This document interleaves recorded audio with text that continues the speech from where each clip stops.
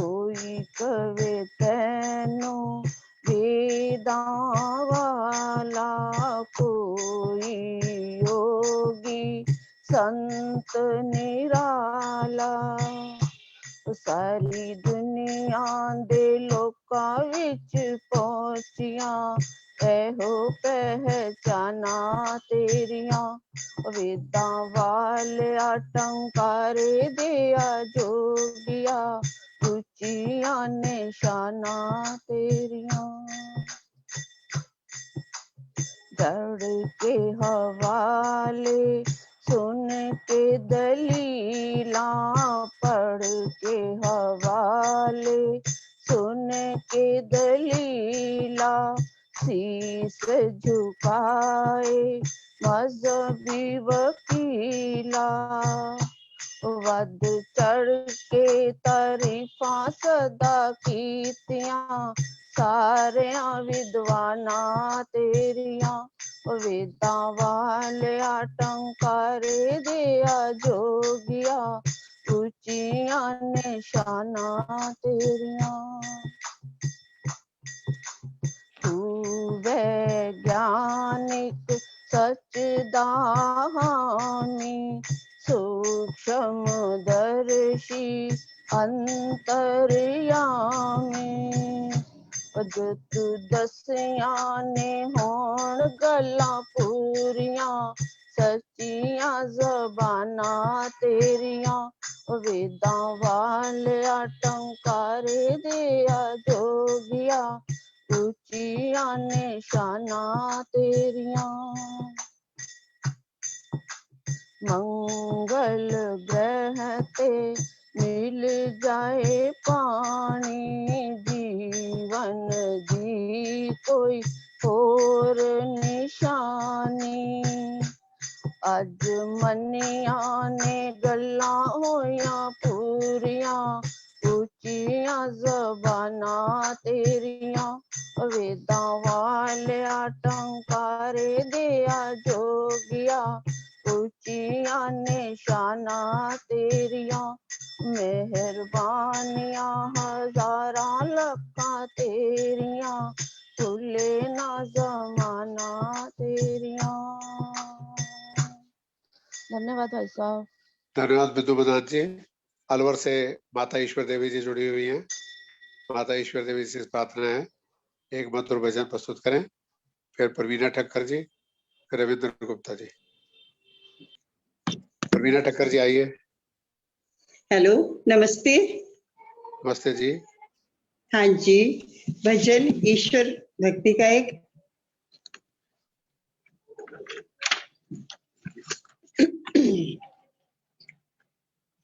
नरे तन पाके बंदे जन्म सुधार ले, नरे तन पाके बंदे जन्म सुधार ले। सत्संग द्वारा अपनी बिगड़ी सुधार ले, सत्संग द्वारा अपनी बिगड़ी सुधार ले। नरे तन पाके बंदे जन्म सुधार ले। कौन संग आया तेरे, कौन संग जाएगा, कौन यमराज से तुझको छुड़ाएगा।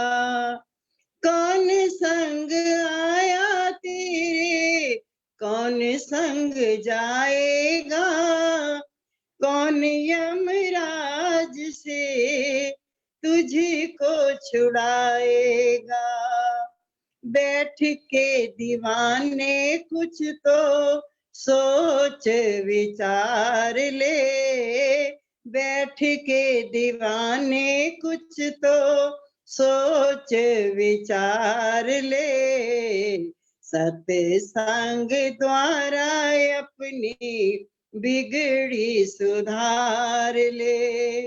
नरे तन पाके बंदे जन्म सुधार ले, सत्संग द्वारा अपनी बिगड़ी सुधार ले। आया है जो भी जग से जाना ही पड़ेगा, कर्मों की गठड़ी उठाना पड़ेगा। आया है जो भी जग से जाना पड़ेगा, कर्मों की गठड़ी उठाना पड़ेगा। प्रभु जी की वाणी अपने हृदय में धार ले, वेदों की वाणी अपने हृदय में धार ले। सत्संग द्वारा अपनी बिगड़ी सुधार ले। नरे तन पाके बंदे जन्म सुधार ले।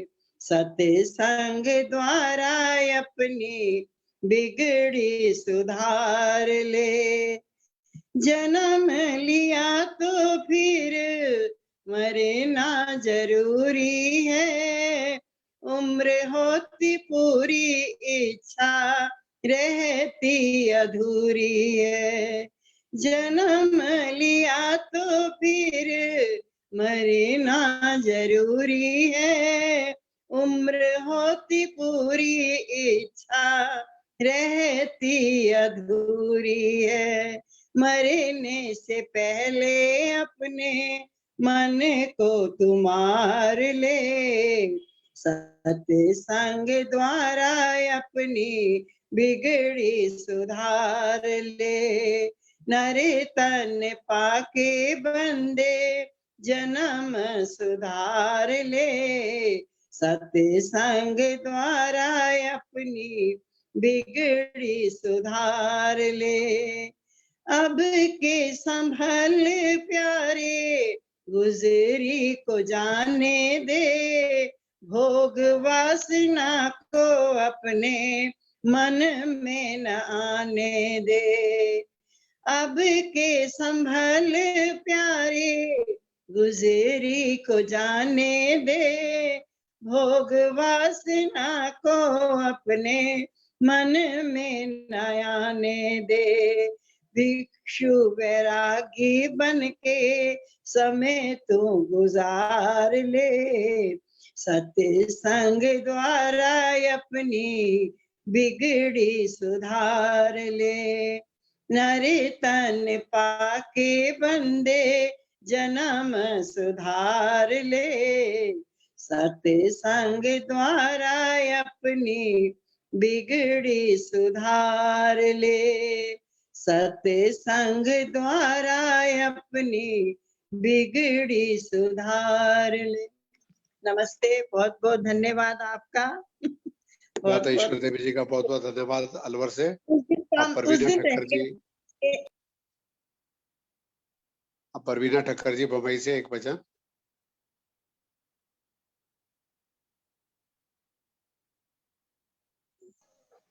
नमस्ते मुंबई से परवीना ठक्कर जी। हाँ जी, धन्यवाद। आइए माता जी।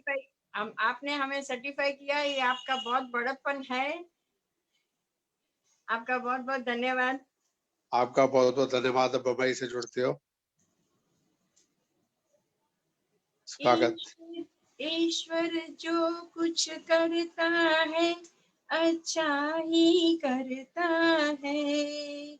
ईश्वर जो कुछ करता है अच्छा ही करता है।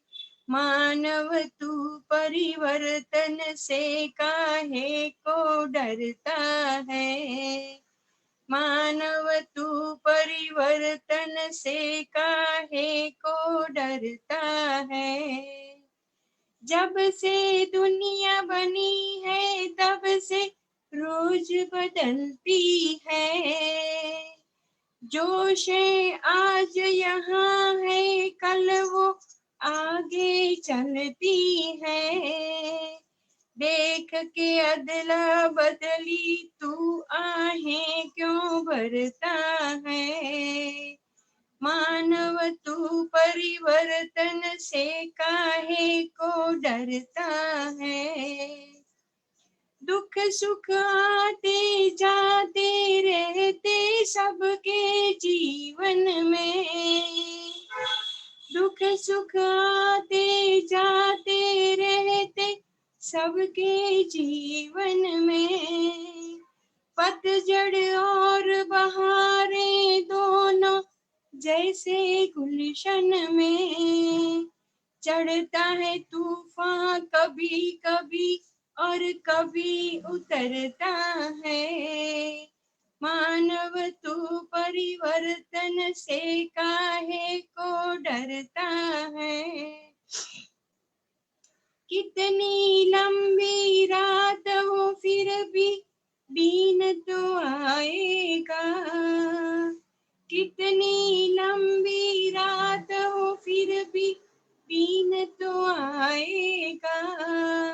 जल में कमल खिलेगा फिर भी वो मुस्काएगा। देता है जो कष्ट वही कष्टों को हरता है। मानव तू परिवर्तन से काहे को डरता है। वो ही दाना फलता है जो खाक में मिल जाए। सहे पथिक जो कांटे वो ही मंजिल अपनी पाए। भट्टी में पड़कर सोने का रंग निखरता है। मानव तू परिवर्तन से काहे को डरता है। ईश्वर जो कुछ करता है अच्छा ही करता है। मानव तू परिवर्तन से काहे को डरता है। नमस्ते जी, बहुत धन्यवाद। सुंदर, बहुत प्रेरणास्पद गीत माता प्रवीणा ठक्कर जी मुंबई से, बहुत बहुत धन्यवाद। अब रविंद्र गुप्ता जी फरीदाबाद से एक भजन। सभी श्रोताओं को मेरा नमन। आइए एक प्रभु स्तुति का गीत। सुबह शाम भजन कर ले, मुक्ति का यतन कर ले, छूट जाएगा जन्म मरण, प्रभु का सुमिरन कर ले। सुबह शाम भजन कर ले, मुक्ति का यतन कर ले, छूट जाएगा जन्म मरण, प्रभु का सुमिरन कर ले। सुबह शाम भजन कर ले। ये मानव का चोला हर बार नहीं मिलता। ये मानव का चोला हर बार नहीं मिलता। जो गिर गया डाली से वो फूल नहीं खिलता। मौका है ये जीवन का गुलजार चमन कर ले।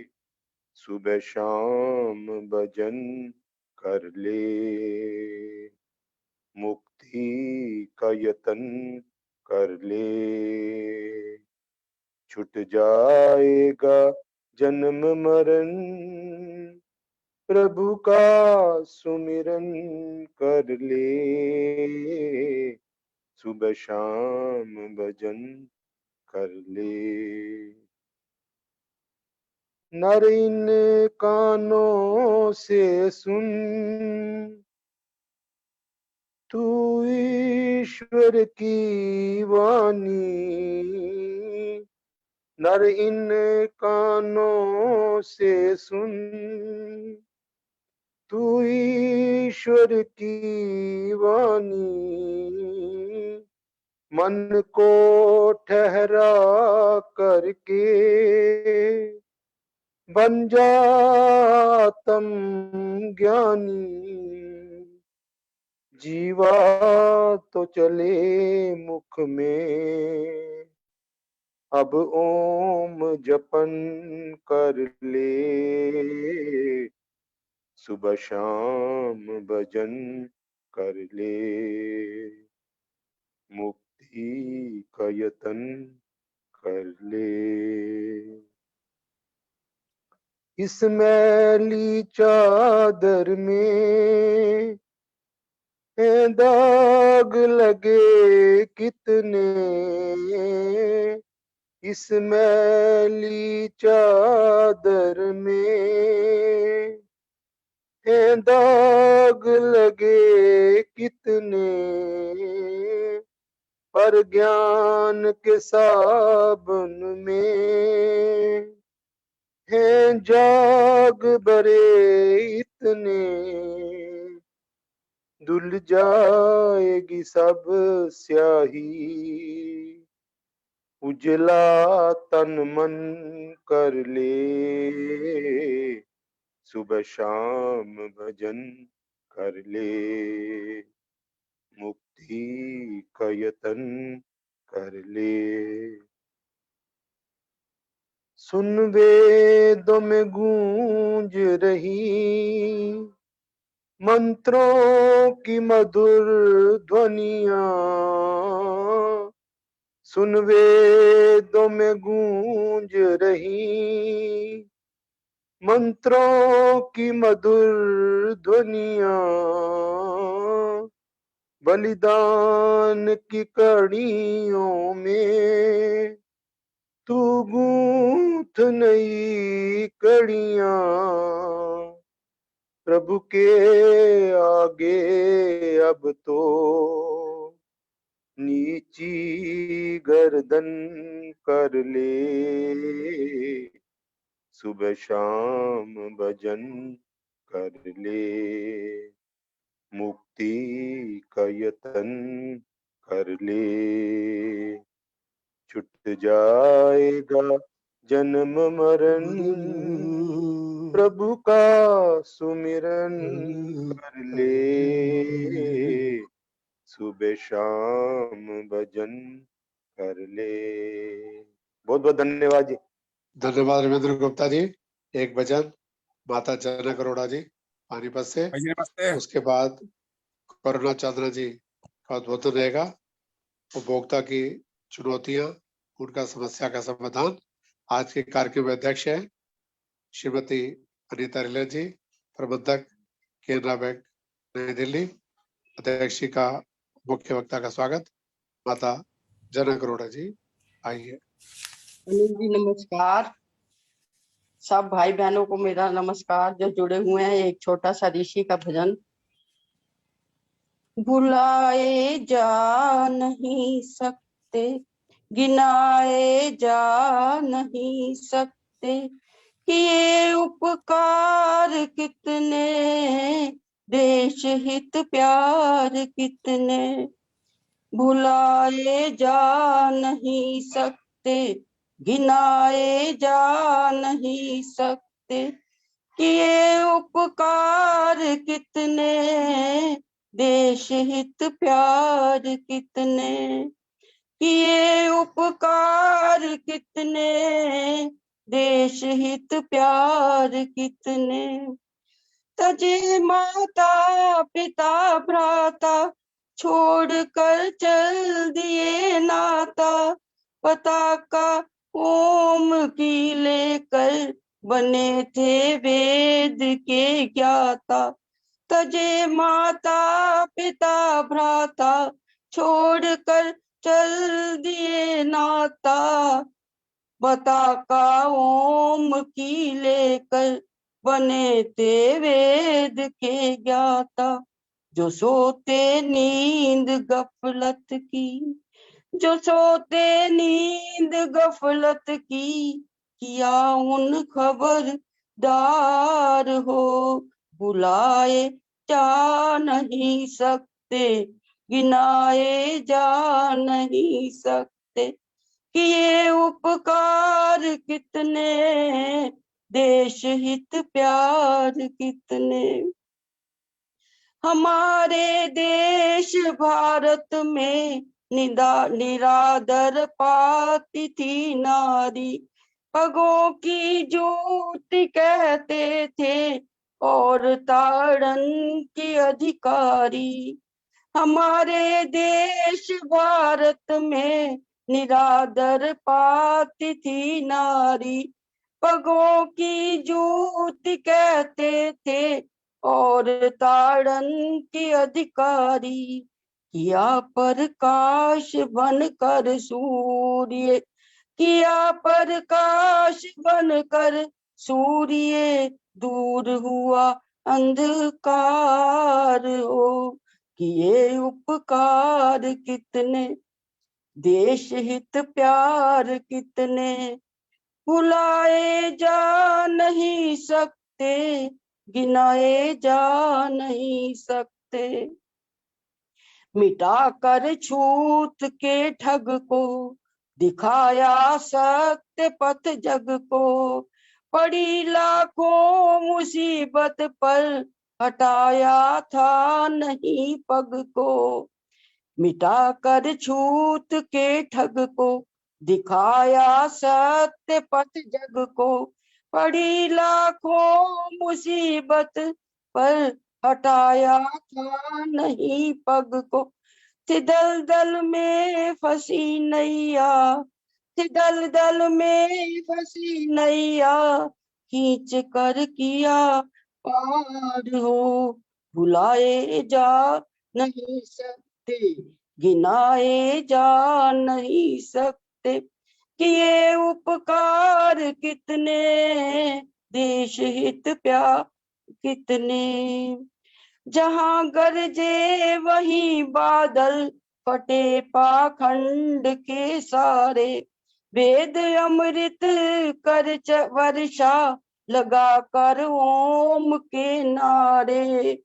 जहां गरजे वहीं बादल फटे पाखंड के सारे, वेद अमृत की कर वर्षा लगा कर ओम के नारे। हे पहरेदार वो राघव, हे पहरेदार वो राघव, जगाया बार बार हो। भुलाए जा नहीं सकते, गिनाए जा नहीं सकते, कि ये उपकार कितने, देश हित प्यार कितने, कि ये उपकार कितने, देश हित प्यार कितने। बहुत बहुत धन्यवाद अनिल जी। माता जनक अरोड़ा जी पानीपत से बहुत बहुत धन्यवाद। समय हो चुका है। आज के मुख्य वक्ता श्रीमती करुणा चांदना जी 30 और 40 मिनट के अंदर अपनी बात रखेंगे। उपभोक्ता की चुनौतियां, उनका समस्या का समाधान, निदान। और आज के कार्यक्रम के अध्यक्ष श्रीमती अनीता रिलर जी, प्रबंधक केनरा बैंक नई दिल्ली, वो अध्यक्षीय वक्तव्य देंगे। मैं देख रहा हूँ महेंद्र भाई जी परिषद के महामंत्री, सौरभ गुप्ता जी, जय देवारे जी यमुनानगर से, और कुसुम भंडारी जी, किरण सहगल जी, सभी जुड़े हुए। बाद में सभी की भजनों की श्रृंखला जारी होगी। आइए करुणा जी, बहुत बहुत स्वागत। एक सूचना और दे दो। हाँ जी, मेरी आवाज आ रही है? मैं अभी हाँ बात शुरुआत करती हूँ। एक सेकेंड। परसों बसंत पंचमी है, 16 फरवरी को वीर हकीकत राय का बलिदान दिवस है। सुबह 11 बजे इसी लिंक में जुड़ेंगे। अब करुणा जी आइए। अच्छा, मैं मतलब शुरू करूं मैं पहले कि अच्छा ये बोलेंगी सर? आप अनीता हाँ, जी कुछ पहले कहना चाहती हैं? हाँ, मैं उनका वेलकम करना चाहती हूँ। हाँ चलिए, करिए जी, स्वागत है। हाँ जी। इससे पहले कि मैं अपने मुख्य वक्ता का स्वागत करूं, मैं कुछ लाइनें बोलना चाहती हूँ। 174वें वेबिनार के शुभ अवसर पर किन विचारों की और किन भावों की मैं अभिव्यक्ति दूं? आर्य जनों, रुक के बताओ आपका अभिनंदन किस तरह मैं करूं? हे अविनाशी, कौन आपका अभिनंदन कर पाएगा? यह तो अभिनंदन का अभिनंदन हो जाएगा। सुमन सितारों की या चंदा की चमकती प्याली, फिर भी पूजा छोटी तेरी, ऊंची शान निराली। बूंद करे सागर का स्वागत, कैसे जग के वाली। सरस्वती भी है मुखरित यहाँ, गीत संगीत में रम जाएंगे, अभिनंदन से फिर अभिनंदित हो जाएंगे। मैं छोटा सा अभिनंदन करने के बाद इस राष्ट्रीय मंच के बारे में कुछ लाइनें बताना चाहूंगी, फिर उसके बाद मैं करुणा जी से कहूंगी कि वे अपना वक्तव्य रखें। सर्वप्रथम राष्ट्रीय अध्यक्ष डॉक्टर अनिल आर्य जी, तहे दिल से मैं उनका शुक्रिया अदा करती हूँ कि जिन्होंने विविध रंगों की सुरभि बिखेरते हुए इस मंच की अध्यक्षता करने का गौरव मुझे दिया। जीवन को धर्म, राष्ट्रभाषा और जनता की सेवा में अर्पित करने वाली दिव्य ज्योति श्रद्धानंद, विरजानंद, महर्षि दयानंद हो, या वेदों में देशभक्ति के जन जागरण हो, दैनिक जागरण के महर्षि दयानंद हो, या हमारा वैदिक स्वरूप हो। जितने भी वेबिनार इन लोगों ने हमारे सामने रखे हैं उसमें मुख्य वक्ता रहे हैं, जिसमें मैं बताना चाहूंगी वेदों में देशभक्ति का जज्बा रखने वाले गीतों की संध्या हो, ईश्वरीय पूजा का वैदिक स्वरूप हो, भागवत गीता के त्रिमार्ग की अवधारणा हो, अथवा कोरोना काल की जंग गीत संगीत संध्या हो। राष्ट्र में राष्ट्र प्रेम की नई ऊर्जा भर देने वाले रंगों का बसंती चोला हो, राष्ट्र में नई ऊर्जा और नया जोश भर देने वाले गीत हो, संगीत हो, काव्य रचनाएं हो, योग हो, रोग हो, शिक्षक हो, चिकित्सक हो, गीत संगीत अथवा काव्य गोष्ठी हो, बूढ़ा बच्चा जवान हमरूप सभी की प्रतिभाओं को जगाता यह केंद्रीय युवा परिषद का मंच वास्तव में सराहनीय है। अनिल आर्य जी की अध्यक्षता में फलता फूलता यह आर्य परिवार देश ही नहीं विदेशों में भी अपनी बुलंदियों का परचम लहरा रहा है। प्रमाण है सफलता पूर्वक 173 वेबिनार का आयोजन। हम सब वेबिनार से जुड़े सभी बंधुओं से अनिल आर्य जी की पूरी टीम का हार्दिक अभिनंदन करते हैं। मैं अधिक समय न लेते हुए आमंत्रित करना चाहूंगी आज की मुख्य वक्ता श्रीमती करुणा चांदना जी को। आप HOD रिटायर्ड एसोसिएशन प्रोफेसर हैं। उपभोक्ता की चुनौतियां एवं समाधान हमारे सामने यथार्थ की धरातल को छूता एक ज्वलंत प्रश्न है जो उसको लेकर आ रही हैं। स्वागत करते हैं हम आपका तहे दिल से। करुणा, स्वागत है जी, बहुत बहुत। हाँ जी, मेरी आवाज आ रही है? आ रही है जी। हाँ जी। प्रांतीय परिषद वाटिका के आप सुंदर गुलाब हो, आर्य जगत की विभूतियों के आप लाजवाब हो। जैसा कि 174वां वेबिनार आप करवा रहे हैं और आर्य जगत से अपनी पहचान बना रहे हैं। जिंदगी तो सब जी लेते हैं, लेकिन समाज के प्रति जो आपकी सेवा भावना है उसके लिए आप सबके लिए मिसाल बना रहे हो। जी हाँ, मैं बात कर रही हूँ अनिल आर्य जी की। अनिल आर्य जी और इस मंच के परिषद के जितने भी संयोजक हैं, आयोजक हैं, उन सब का तहे दिल से शुक्रिया जिन्होंने मुझे मौका दिया कि मैं कुछ अपनी न्यूट्रिशन नॉलेज को शेयर कर सकूं। तो आज का मेरा टॉपिक है कि उपभोक्ताओं की क्या चुनौतियां हैं, क्या समस्याएं हैं और उनका कैसे हम समाधान कर सकते हैं। तो सभी प्रिय बंधुओं, आर्य बंधुओं और मेरी वंदनीय मातृशक्ति, मैं सबका तहे दिल से वंदन, अभिनंदन, शत शत नमन करती हूँ। हाँ जी, तो सबसे पहले मैं बता रही हूँ, उपभोक्ता जो है वो बाजार का राजा है, एक किंग है। वही उपभोक्ता अगर किसी वजह से मिसगाइडेड हो जाता है या कोई धोखा खा लेता है या मार्केट की दुराचालों का जो है शिकार बन जाता है, तो उसका यही दृष्टिकोण जो है एकदम बदल जाता है। उसके कई कारण हैं, क्योंकि उपभोक्ता को इसके बारे में, मार्केट के बारे में पूरा ज्ञान या जागृति नहीं होती। इसके अलावा वो दुकानदारों के चुंगलों में फंस जाता है और घटिया चीजें खरीद लेता है, और क्या करता है कि कई बार सेल के चक्कर में आ जाता है और कई बार स्कीम्स के चक्कर में आ जाता है, और ये चीजें जो हैं उसको बहुत अट्रैक्ट करती हैं, और इस चक्कर में वो पुरानी चीजें भी खरीद लेता है, एक्सपायरी डेट की चीजें भी खरीद लेता है।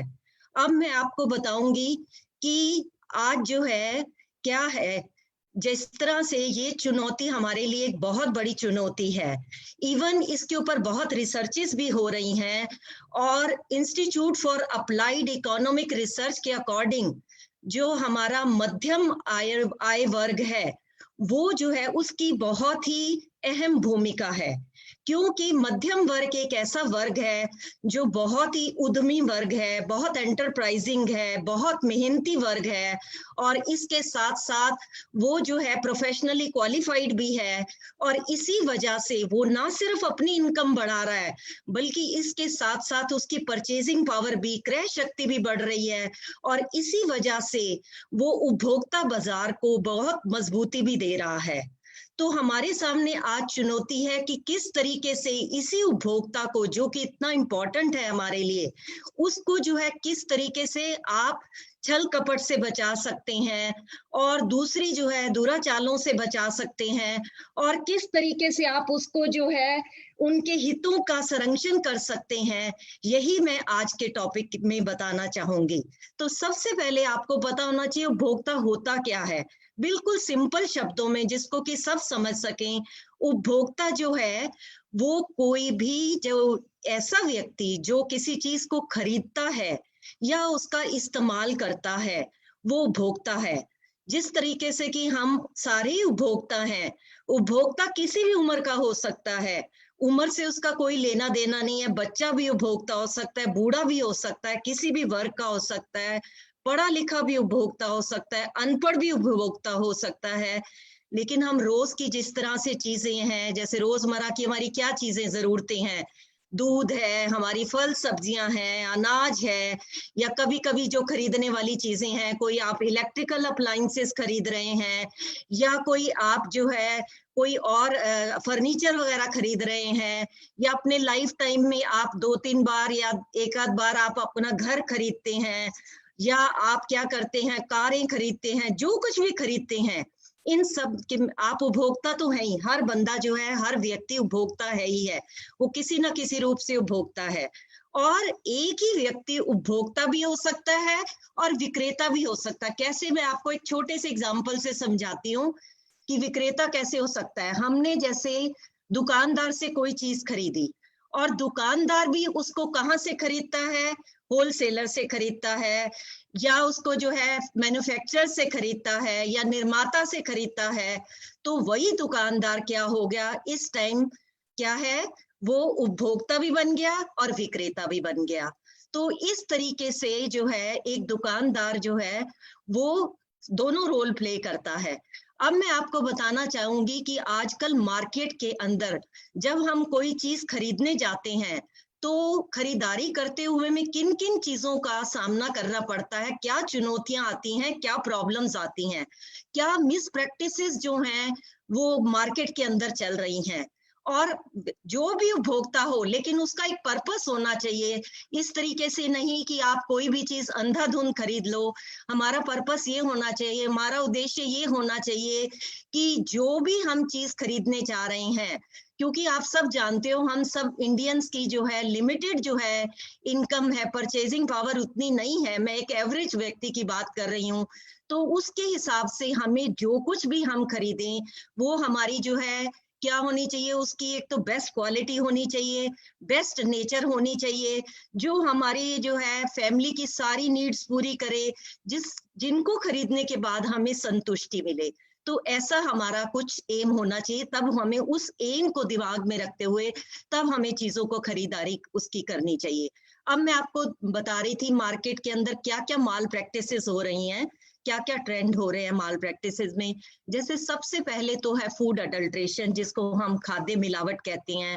फिर आप देखिए कि इसको जो आपका क्या है, डिफेक्टिव वेट्स एंड मेजर्स, जिसको कि हम कह सकते हैं गलत तरीके से आप जो है ये आप इनको क्या कहते हैं, नापतोल चीजों को गलत तरीके से इस्तेमाल किया जाता है। और वेरिएशन इन प्राइसेस है, आपको जगह जगह पे अलग अलग प्राइसेस मिलेंगे। और क्या इनएडिक्वेट लेबलिंग कर देते हैं, पूर्ण जानकारी दे देते हैं लेबल के माध्यम से। और उसके अलावा मार्केट के अंदर घटिया चीजों को बेच देते हैं, महंगे दामों पर बेच देते हैं, और नकली चीजों को मार्केट के अंदर बेच दिया जाता है। फॉल्स एडवर्टीजमेंट कर दी जाती हैं, जिससे जो है कंज्यूमर जो है झांसे में आ जाता है। उसके अलावा और बहुत सारी प्रॉब्लम्स हैं, जैसे मोनोपोली है, एकाधिकार हो गया। और इसके अलावा जो है कंज्यूमर जो है वो ब्लैक मार्केटिंग, होर्डिंग, जिसको आप क्या कह सकते हैं, जमाखोरी और काला बाजारी है। उसके अलावा आप बता सकते हैं कि किस तरीके से स्विच एंड बेट की, जिसको हम क्या कहते हैं कि झांसे की जो रिश्वतखोरी की जो है प्रॉब्लम्स आ रही हैं। उसके अलावा और क्या आ सकती हैं कि जो है आप दुकानदार, ये उपभोक्ता जो है वो क्या करता है, स्कीम्स के चक्कर में आ जाता है, डिस्काउंट के चक्कर में आ जाता है, या फ्री गिफ्ट्स के चक्कर में आ जाता है, या उसके अलावा वो क्या कर सकता है, उसको जो है प्रॉब्लम ऑफ डिस्टेंडेड मार्केट, कोई एक्सटेंडेड मार्केट जिसको हम कहते हैं, बड़े बाजारों की भी समस्या आ रही है। तो ये कुछ समस्याएं हैं जिनमें मैं जितनी आज रख सकूंगी मैं रखूंगी।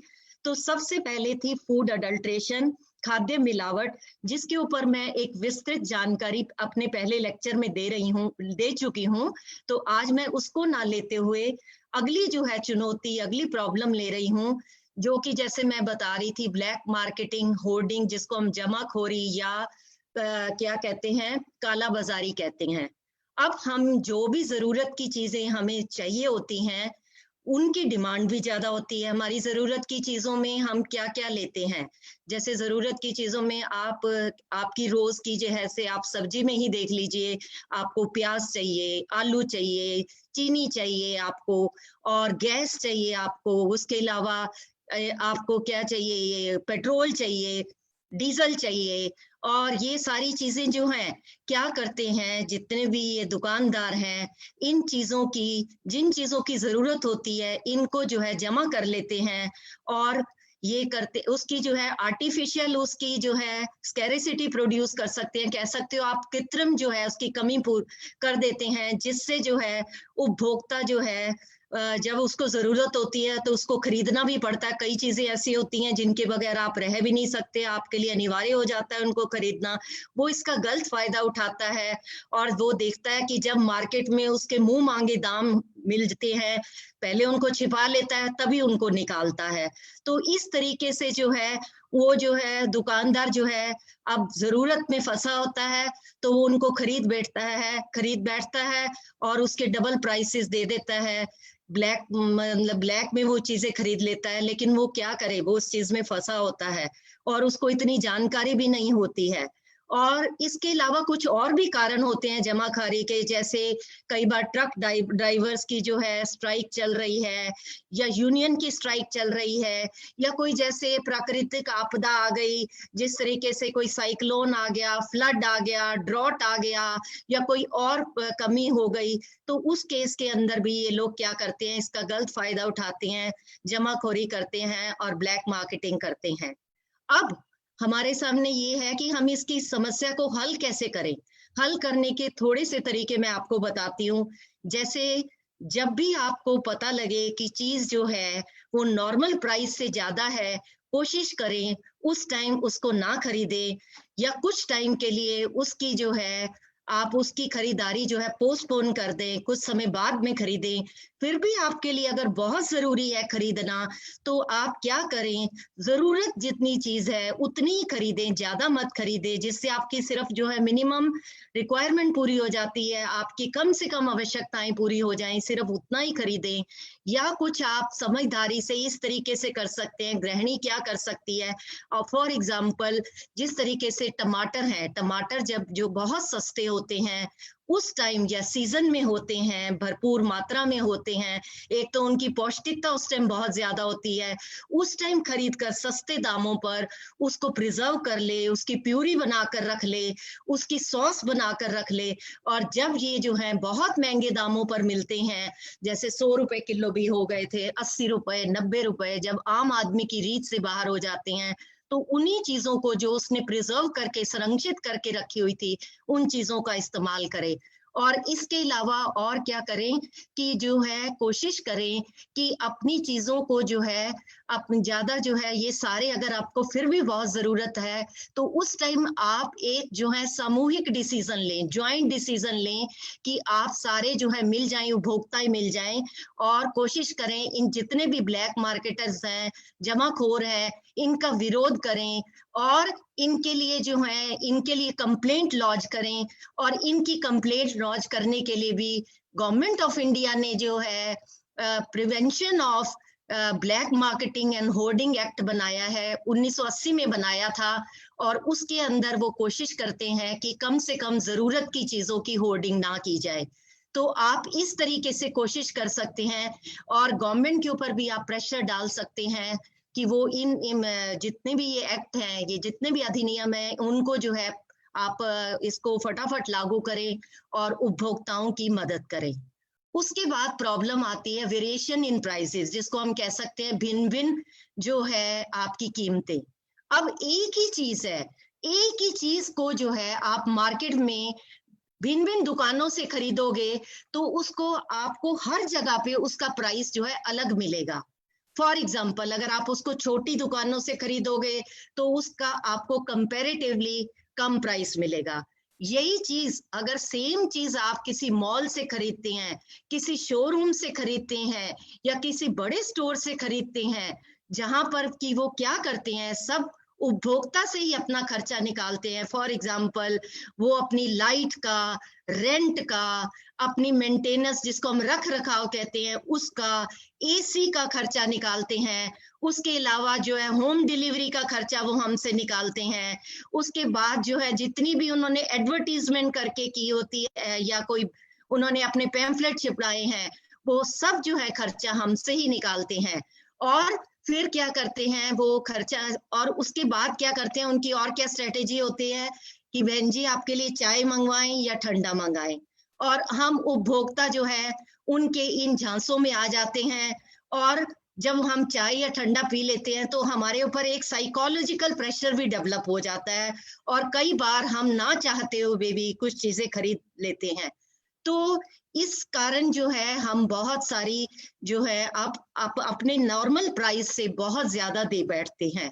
उसके अलावा आप और क्या कर सकते हैं, आपको जो है और क्या ध्यान रखना होता है कि जब आप ऐसी मार्केटिंग कर रहे हैं तो उस टाइम आपको और चीजें क्या, आपको एमआरपी का पता होना बहुत जरूरी है। एमआरपी क्या है, उपभोक्ता, बहुत सारे उपभोक्ता इसके बारे में जो है अनभिज्ञ हैं। एमआरपी होता है मैक्सिमम रिटेल प्राइस, जिसकी जब हमें नॉलेज नहीं होती तो उसमें क्या करते हैं दुकानदार, उसमें लोकल टैक्स भी जमा कर देते हैं, और या क्या करते हैं अपने ही टैक्स लगा देते हैं, अपनी ही कीमतें उसके ऊपर लिख देते हैं। और जब उपभोक्ता वो चीजें खरीदने आता है, जिस तरह की हम लोगों की आदत होती है, खासकर लेडीज की आदत होती है कि हम जो है बार्गेनिंग करते हैं, जब हम सौदेबाजी करते हैं तो दुकानदार भी समझ जाता है कि ये सौदेबाजी कर रहा है, तो वो पहले ही उसके टैग के ऊपर उसकी कीमतें ज्यादा लिख देते हैं। खास करके औरतें जैसे कह देती हैं, मान लो कि मैंने कोई 5,000 की साड़ी खरीदने मैंने पूछा कि ये साड़ी कितने की है, तो दुकानदार ने कहा कि ये 5,000 की है। तो मैं कहती हूँ 5,000 तो बहुत महंगा है भैया, आप जो है अभी तो मैं सिर्फ मेरी भतीजी की शादी है, मैं तभी उसके लिए खरीद रही हूँ, अगर आप मुझे ठीक रेट दे दोगे तो मेरी फिर आगे बेटी की भी शादी है, मैं सारा दहेज आपसे बना लूंगी। तो वो कहता है कि नहीं बहन जी इतना नहीं कर सकते, और जैसे कि हम आदत से मजबूर होते हैं, 5,000 थे, खींच खिंचाई करते करते करते हम 4,000 तक आ गए, 3,000 तक आ गए, 3,500 तक आ गए, और हम अपने, और दुकानदार ने हमें जो है मान लो 3,000 में या 3,500 में दे दिया, तो हम बड़े खुश हो गए कि मैंने तो बड़ी अच्छी बार्गेनिंग की है। और दुकानदार इसलिए खुश है कि वो अभी भी उसके एक्चुअल प्राइस से आपको बहुत ज्यादा दे रहा है।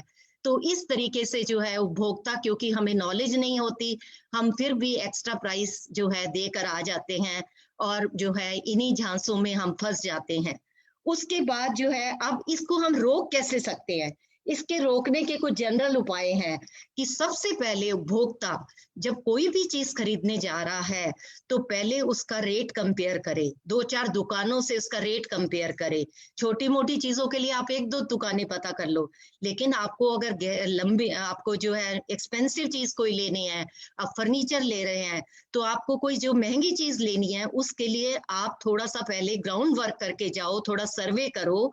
आप देखिए कि आपको कौन सी चीज कहाँ से मिल सकती है, और आप कोशिश करें कि आप गवर्नमेंट के स्टोर से खरीदें चीजें, कोऑपरेटिव स्टोर से खरीदें, आप जो है सुपर मार्केट से चीजें खरीदें। अगर वो चीज सुपर मार्केट में अवेलेबल नहीं है तो फिर आप फिक्स प्राइस शॉप से खरीदें, ताकि वहां पे कोई बार्गेनिंग का चक्कर ना हो। आपको ये डर ना हो कि मैं जो है इसमें जो है मैंने जो है गलत प्राइस दिया है।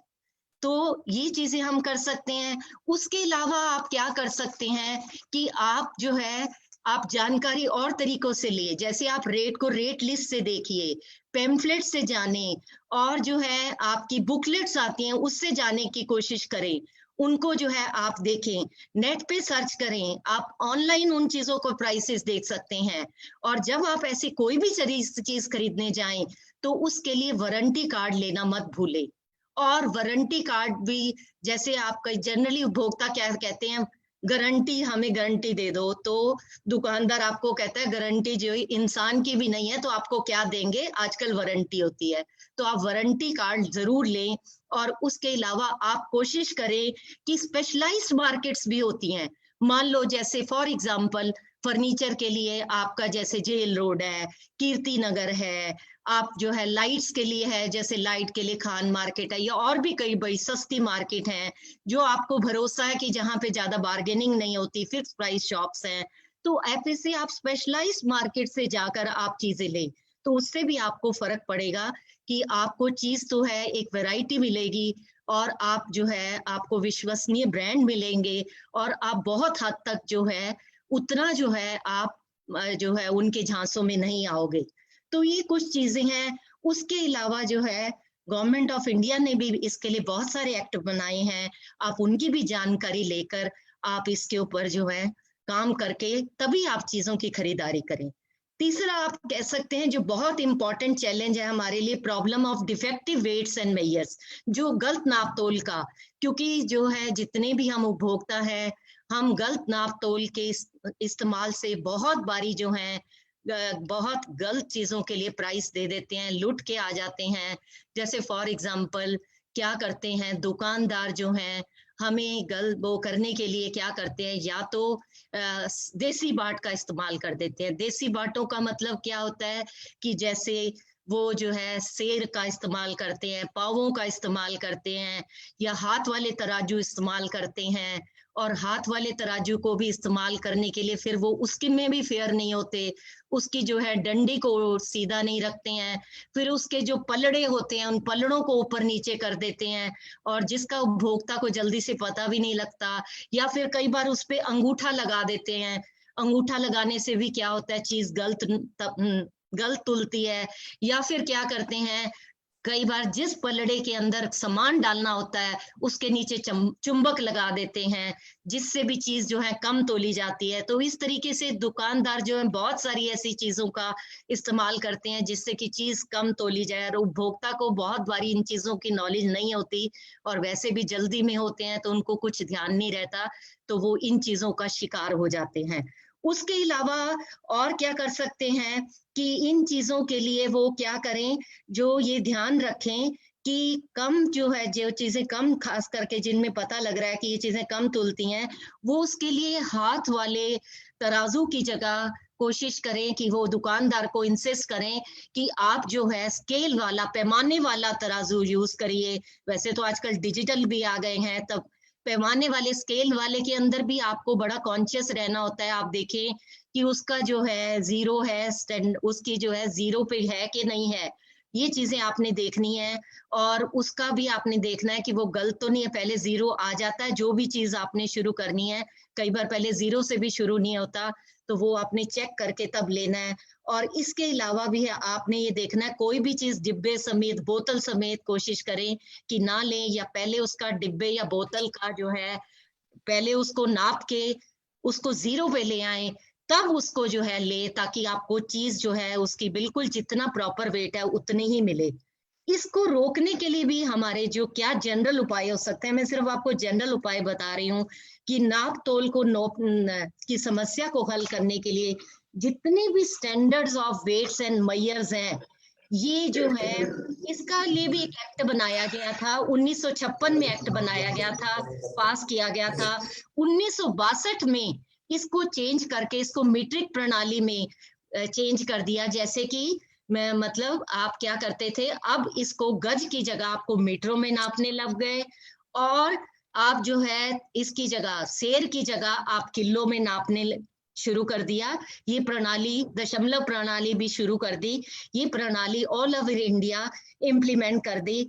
उसके अलावा आप जब भी कंज्यूमर कोई चीज खरीदने जाए, वो देखे कि वेट्स एंड मेजर डिपार्टमेंट की स्टैंप लगी हुई है कि नहीं, वो उसके अंदर वो स्टैम्प को चेक कर ले। ये थोड़े छोटे छोटे ऐसे जो हैं जो हम आम लोग कर सकते हैं।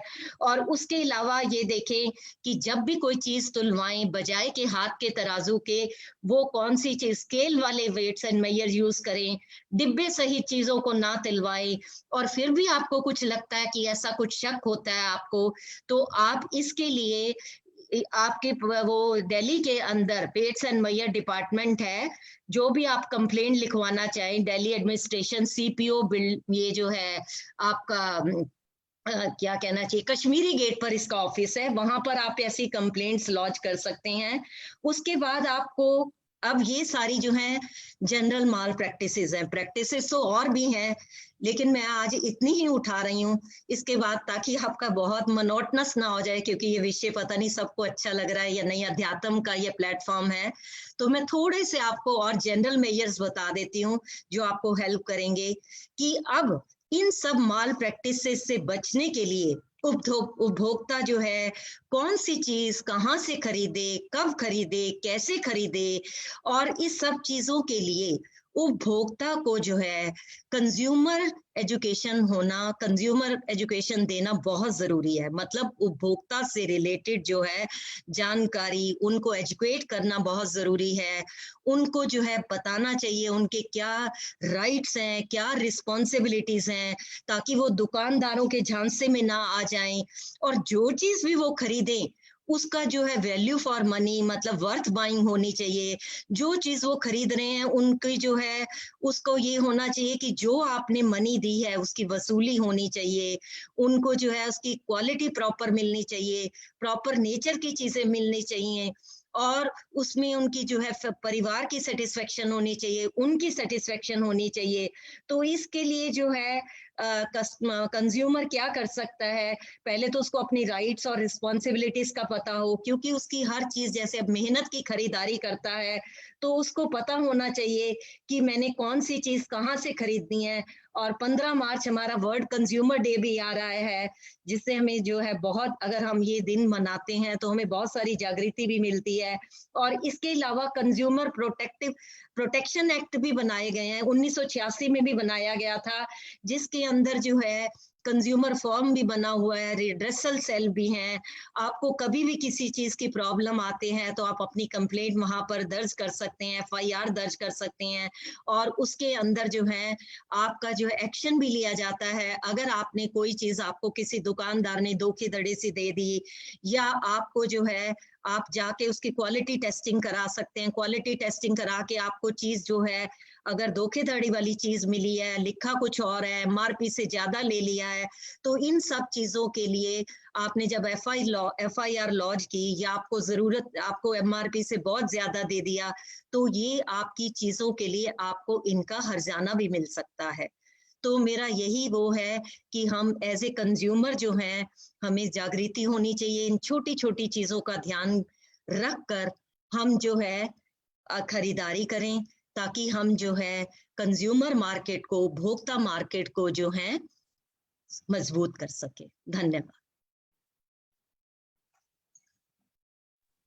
बहुत बहुत धन्यवाद करुण चांदना जी। आप में से किसी का कोई प्रश्न, शंका, समाधान हो तो आप पूछ सकते हैं। सभी संतुष्ट हैं? चलो, इतने अच्छे मार्गदर्शन उद्बोधन के बाद थोड़ा माहौल को चेंज कर लें। एक भजन किरण सहगल जी, उसके बाद अनीता रिलर जी, फिर बाकी लोगों के भजन। आइए किरण जी।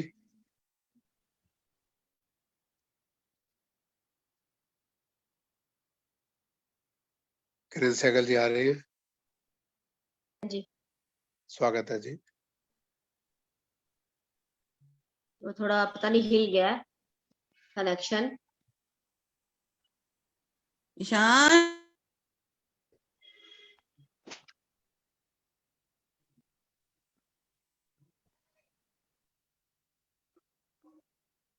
सबको नमस्कार। एक स्वागत है प्रभु जी। भक्ति का भजन। सबको नमस्कार। आ रहा है? प्रभु मेरे जीवन का उद्धार कर कर दे। दो, भंवर में है नैया, इसे पार कर दो। प्रभु मेरे जीवन का उद्धार कर दो, भंवर में है नैया, इसे पार कर दो। मेरी इंद्रियां हो सदा मेरे वश में, मेरी इंद्रियां हो सदा मेरे वश में, मेरे मन पे मेरा ही अधिकार कर दो, भंवर में है नैया, इसे पार कर दो। प्रभु मेरे जीवन का उद्धार कर दो, भंवर में है नैया, इसे पार कर दो। मैं गाऊं सदा वेद की ही ऋचाएं, मैं गाऊं सदा वेद की ऋचाएं, तन मन में वेदों का संचार कर दो, भंवर में है नैया, इसे पार कर दो।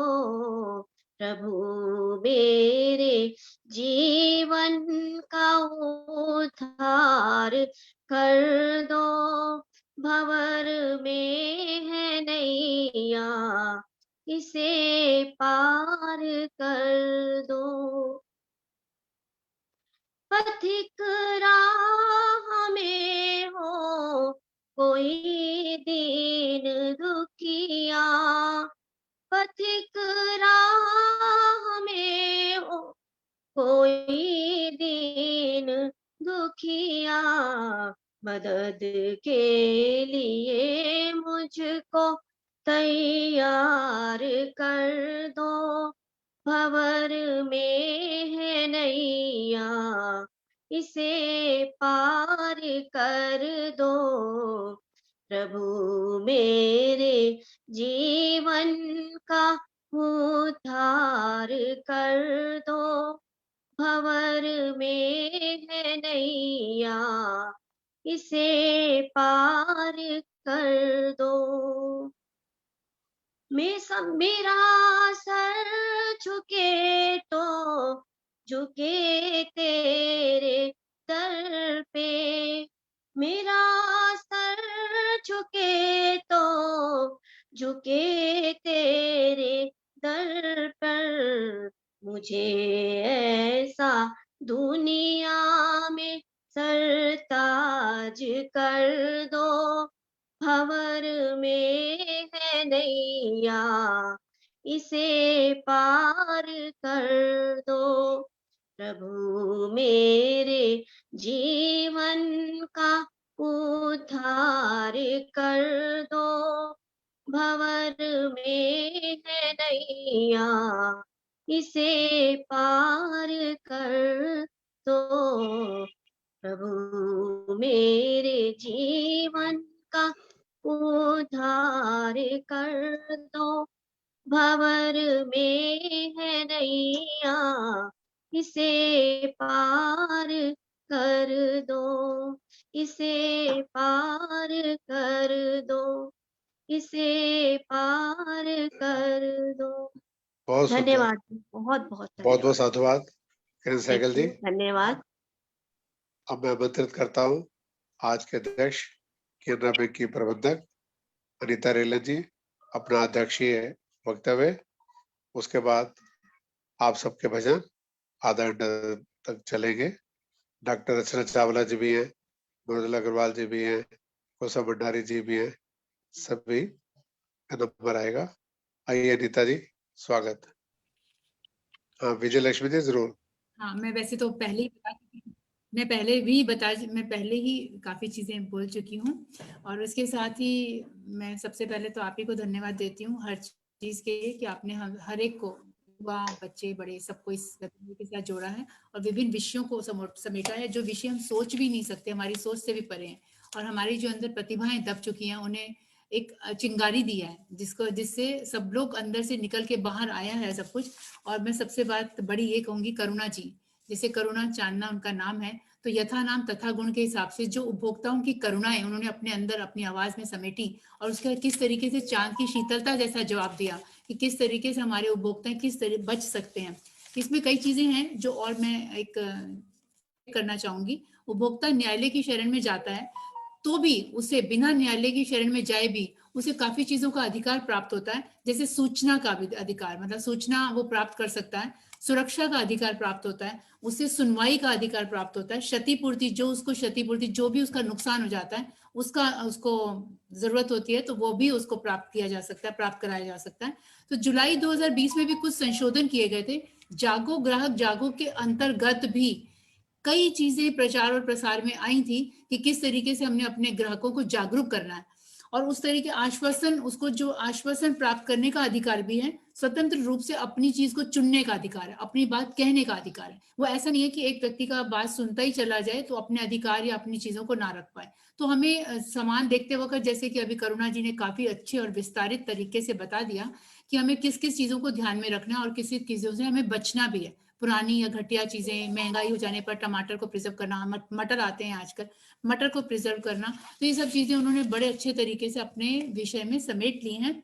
और मध्यम वर्ग को ये सबसे बड़ी चुनौती तो मध्यम वर्ग के लिए आ जाती है, क्योंकि उपभोक्ता का जो सारा का सारा जो पूरा वर्ग है ना, उपभोक्ता का मध्यम वर्ग से आता है।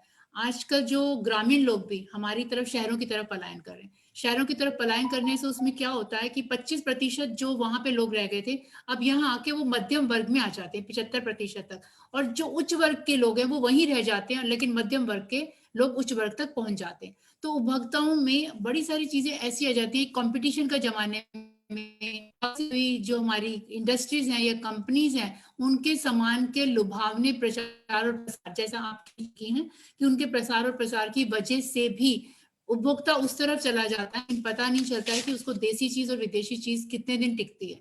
लेकिन हमारे यहाँ एक कमी और भी यह है कि हमारी चीज वापस बहुत आसानी से नहीं होती। अब मैं कुछ गत वर्ष मैं बाहर जाने का मुझे मौका मिला, तो वहां पर मैंने अपने बच्चों को देखा कि जो चीज खराब है या कुछ है या नहीं चाहिए, पूरी नहीं आई, घर में किसी के लिए लाए और पूरी नहीं आई, या स्ट्रॉबेरी खरीदी थी उन्होंने तो उसमें से नीचे की लेयर खराब निकल आई, तो उन्होंने जाके इमीडिएट भी नहीं गए, अगले दिन जाकर उन्होंने ये बताया, उन्होंने कुछ बिना कहे उसको रिप्लेस करा। क्या हमारे भारतीय बाजारों में ऐसी सुविधाएं हैं? वो नहीं है, लेकिन अब शुरू हो गया, वो भी प्राइवेटेशन की वजह से। Amazon है या फ्लिपकार्ट है, इसके थ्रू अगर हम चीजें लेते हैं तो फिर ऐसी चीजें गुंजाइश में आ गई हैं कि हम चीज खराब होने पर वापस कर सकते हैं। लेकिन वही बात आ गई कि हमें उपभोक्ता को सजग होना जरूरी है। अगर हम सजग नहीं है तो हमारे लिए कुछ भी चीजें, कुछ भी हमारे को आगे तक अपनी शिकायत पहुंचाना और अपने तक रह जाना, तो सबसे बड़ी गलती ये हो जाती है कि उपभोक्ता ही चुप हो गया, भ्रष्टाचार को वो ही बढ़ावा दे रहा है। तो इस तरीके से चीजों को अगर बंद नहीं करेंगे, उपभोक्ता खुद जागरूक नहीं होगा, तो हमारे और या आपके लिए कुछ भी कह जाना, कितना भी हम लोग किताबी बन जाएं, कितने भी संरक्षण अधिनियम लागू हो जाएं, जो 1986 में हुआ था, उसके बाद 2001 में, 2011 में, फिर 2016 में, और फिर अब 2000 जुलाई 2020 में, जिसमें उन्होंने ई कॉमर्स से लोगों को जोड़ा गया। लॉकडाउन के वक्त में जो हम डिजिटल होती दुनिया के साथ आगे बढ़ते चले गए, जिसका साक्षात प्रमाण है आज हम और आप इस जूम के जरिए या फेसबुक के जरिए एक दूसरे को हम देख पा रहे हैं, सुन पा रहे हैं। मतलब ये हो गया कि हम लोग डिजिटल तो हो गए, लेकिन हम डिजिटल होती दुनिया के पीछे वाले उस चक्रव्यूह में जो हम फंसते चले जा रहे हैं, उस चक्रव्यूह से हम निकल। अब मैं बैंक में हूं जैसे कि, और बैंक के होने के नाते मैं इसमें भी कई चीजें बताना चाहूंगी कि ग्राहक और जो ग्राहक का और हमारा संबंध होता है वो बहुत मधुर होना चाहिए। उसके साथ साथ जो उसमें भी उपभोक्ता क्या है, वहां पर भी ग्राहक जो है उपभोक्ता है, और दूसरी तरफ जो मंच के दूसरी तरफ व्यक्ति बैठा है वो हमारा बैंकर है या खरीदार है या मतलब परचेजर, सामान लेने वाला। सामान का मतलब वहां होता है हमारी सेवाएं किस रूप में होती हैं, हमारी सेवाएं हो जाती हैं वो हम लोग जो सेवाएं पब्लिक को दे रहे हैं, तो वहां भी इस तरीके की शिकायतें आती हैं। और इस तरीके की शिकायतें हमें किस जगह पे करनी चाहिए, ये तो हो गई सामान की जगह, बिक्री और विक्रेता की सामान की बेचना और कहना, तो ये भी चीजें विक्रय हो जाता है कि हमने अपनी सेवाओं को किस तरीके से विक्रय किया। वहाँ अगर बैंकिंग की व्यवस्था में देखेंगे तो बड़ी सारी डिजिटल प्रॉब्लम्स भी आती चली जाती है। तो उसके लिए ये क्वेश्चन उठ जाता है, मैं आपके विषय को अलग से लेके जा रही हूँ, लेकिन उपभोक्ता वह भी है, इसलिए मैं कहना चाहूंगी बैंकिंग में होने के नाते कि आजकल डिजिटल फ्रॉड से इतने लोग जुड़ते चले जा रहे हैं, उसको रोकने के लिए, या हमारा पैसा निकल गया, हमारी असावधानियों की वजह से अगर हमारा पैसा निकल जाता है, तो उसके लिए भी कई जगह फॉरम बने हुए हैं। हम अपनी शिकायत ओमेंट्समैन में, आरबीआई के प्लेटफॉर्म पे, या अपने बैंक में ही, उस बैंक में जाकर कि एटीएम आप ही के एटीएम से निकला है या फलाना एटीएम से निकला, एबीसी कोई भी बैंक के एटीएम से निकला, तो उसकी हम लोग कंप्लेंट कहाँ करते हैं, इस बात का हम सबको पता होना चाहिए।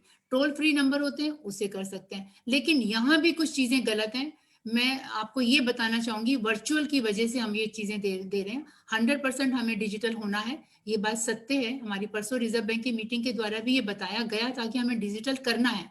लेकिन डिजिटल होने के नाते अब जैसे एटीएम में हम लोग जाते हैं और अपना पैसा विड्रॉ करते हैं, तो हमें कुछ सावधानियां बरतनी ये पड़ती हैं। हमारे समक्ष ये होता है कि हमने पैसा तो निकालना है, लेकिन किस तरीके से हमारा सेव भी होना चाहिए। कई लोग जो नहीं जानते, उसको उस तरीके से इस्तेमाल करना नहीं जानते, तो क्या करते हैं, उसमें जाते हैं, लेकिन वो यह नहीं देखते कि जो पासवर्ड वो डाले जा रहा है कि वो कोई जना आपका पासवर्ड कैप्चर कर रहा है। तो हमें ये सब चीजें इसलिए देखनी पड़ती हैं कि हमारा अपना कमाया हुआ पैसा दूसरे और गलत हाथों में ना चला जाए। उसके लिए वेबसाइट्स बनी हुई हैं कंप्लेंट करने के लिए, लेकिन हमें सचेत ये रहना, हमें जागरूक ये रहना है कि वो वेबसाइट्स जो हैं वो गलत ना हो। मतलब वो एक्सिस बैंक की ही सुना था, देख ली थी हमने, तो उन्होंने एक्सिस बैंक की प्ले स्टोर से निकाली, वेबसाइट इस्तेमाल करी, लेकिन पता चला वो गलत थी, साइट गलत थी, और उसका पैसा कंज्यूमर का, जिस भी कस्टमर का पैसा निकल गया। तो ऐसे में कस्टमर की कोई गलती थी या नहीं थी, लेकिन आ गया झांसे में वो, और बैंक की भी कोई गलती नहीं थी। साइबर क्राइम में ये चीज रखी गई, तो वहां से पता चला कि ये जो साइबर क्राइम वाले लोग थे, उन्होंने इस तरीके को इस तरीके से जाल में फंसा लेते हैं, बहुत प्यार से फंसा लेते हैं, और हमारे पैसे को हम कुछ नहीं कर सकते, बैंक भी आपका कुछ नहीं कर सकता। अगर हाँ आपकी गलती नहीं है तो बैंक उसके लिए पूरे तरीके से जिम्मेदार होता है। बैंक में साइट जो बनी हुई है rbi.org.in में जाके कंप्लेंट कर सकते हैं, 3 दिन बाद भी कर सकते हैं। अपनी बैंकिंग व्यवस्था में आप उसी वक्त, अगर आपके एटीएम में प्रॉब्लम हो गई है, कार्ड में प्रॉब्लम हो गई है, तो आप उसी वक्त जाके उसे ब्लॉक कर सकते हैं। या कभी भी आप अपने कार्ड से पैसा निकलवा रहे हैं तो उसको देखना है कि अपने प्ले स्टोर से भी उस बैंक की ऐप को, अपने ऐप को ले लीजिएगा, और उसमें एक ताला लगाना, मतलब पासवर्ड के द्वारा उसे लॉक करना, और पासवर्ड के द्वारा अनलॉक करने की सुविधा भी होती है। जैसे हम अपने घर में ताला लगाते हैं तो उसे हम लोग एक बार जरूर जाते हुए देखते हैं कि अरे ताला बंद हुआ कि नहीं हुआ।